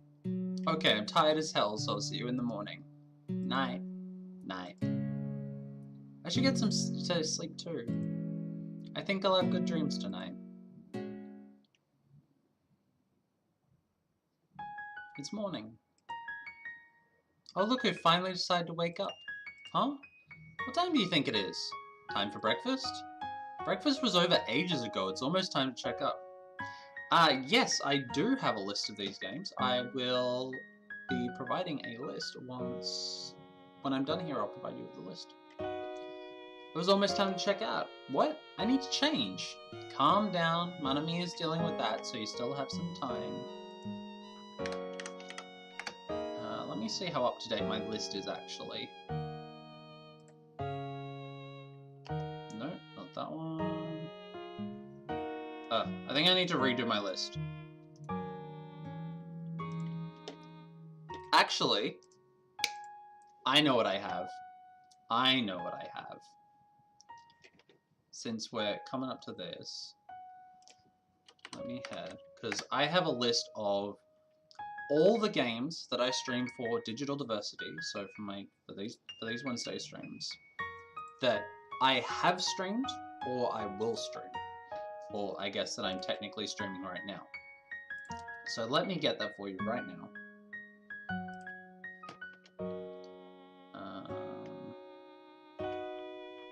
I believe that it's public. Private, yep, cool. Alright, so if you wanted to have a look at the games that I've been streaming, so the Digital Diversity streams, they are all available right there. That is the link to, and I'll put it up here as well in the chat. Go there, give that a go. That should be every game for these streams. Come down, Manami is dealing with that, so you still have some time. Anything that's on itch, that is. Oh, I caused trouble for Manami again. Hey, do you have like the world's lowest sense of self-worth or something? Yeah, it's called being trans. It happens all the time. Huh? You caused trouble for Manami again? You kidding me? She just went to go check out. What part of that is trouble? She's your best friend, right? Would you think of helping her out as trouble? Of course not. Exactly, it's the same for Manami. Wow, you're really helpless, aren't you? Come on, hurry up and get dressed. Manami's waiting in the lobby.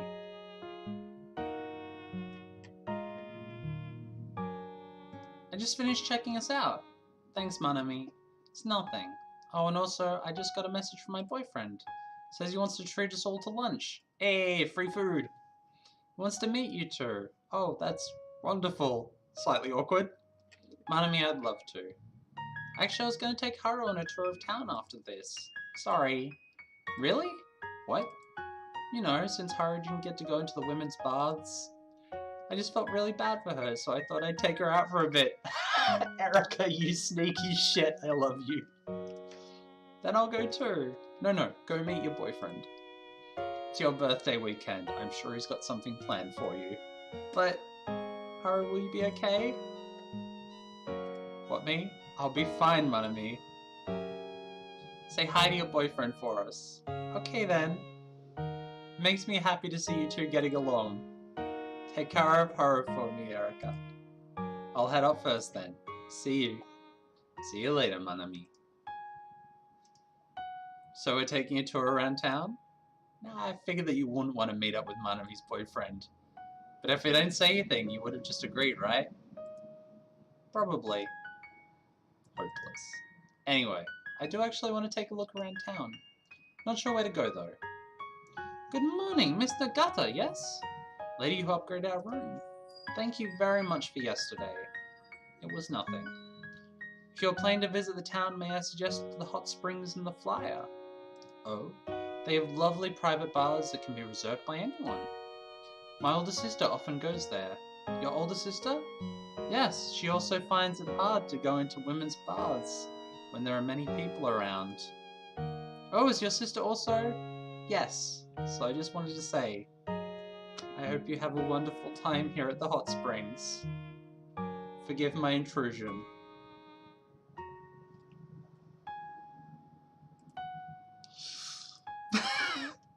That was pretty cool. Yeah. Guess we should take the lady's advice. Check out the reserve baths? That'd be nice. Let's go.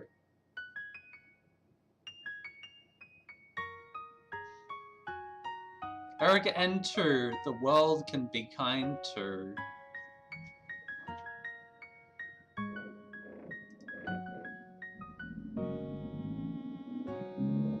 I love it. That was gorgeous. I think we got the good ending. I think we got the very good ending. So, thank you everyone. This has been a wonderful session of Digital Diversity streams. There are two blog posts coming up. We've got two of our past games that I streamed. I'm currently conducting interviews with their creators now, so should have those up in the next couple of weeks. So make sure you go and check out When the Night Comes and One Night Hot Spring, because they have both been utterly gorgeous games for their own reasons, and I absolutely love the pair of them. So, coming up tomorrow,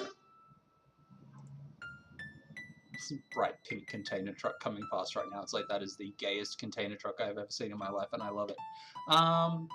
Tomorrow, I'm just gonna fucking play Grim Fandango. I've been in such a film noir mood lately that I need to do it. So, tomorrow will be Grim Fandango, because I love that game to pieces, and it's a throwback Thursday, so why the hell not? Friday is... I don't know what we're doing on Friday. I might play a bit of War Thunder, I might play a bit of Dead Cells, I might play a little bit of this and a little bit of that. We'll see how we go. So yes. Thank you, everyone. This has been utterly wonderful, and I wanted to thank you all for being here. These are probably my favorite stream days of the week, easily. So, I'm going to throw you over to Urban, who's playing D3, because flashing lights and bright colors and all that sort of fun stuff. Until next time, stay safe, look after yourselves, look after each other. Remember, you are not alone. Keep playing games, and be proud of who you are. Until next time, I will see you later. Bye, folks.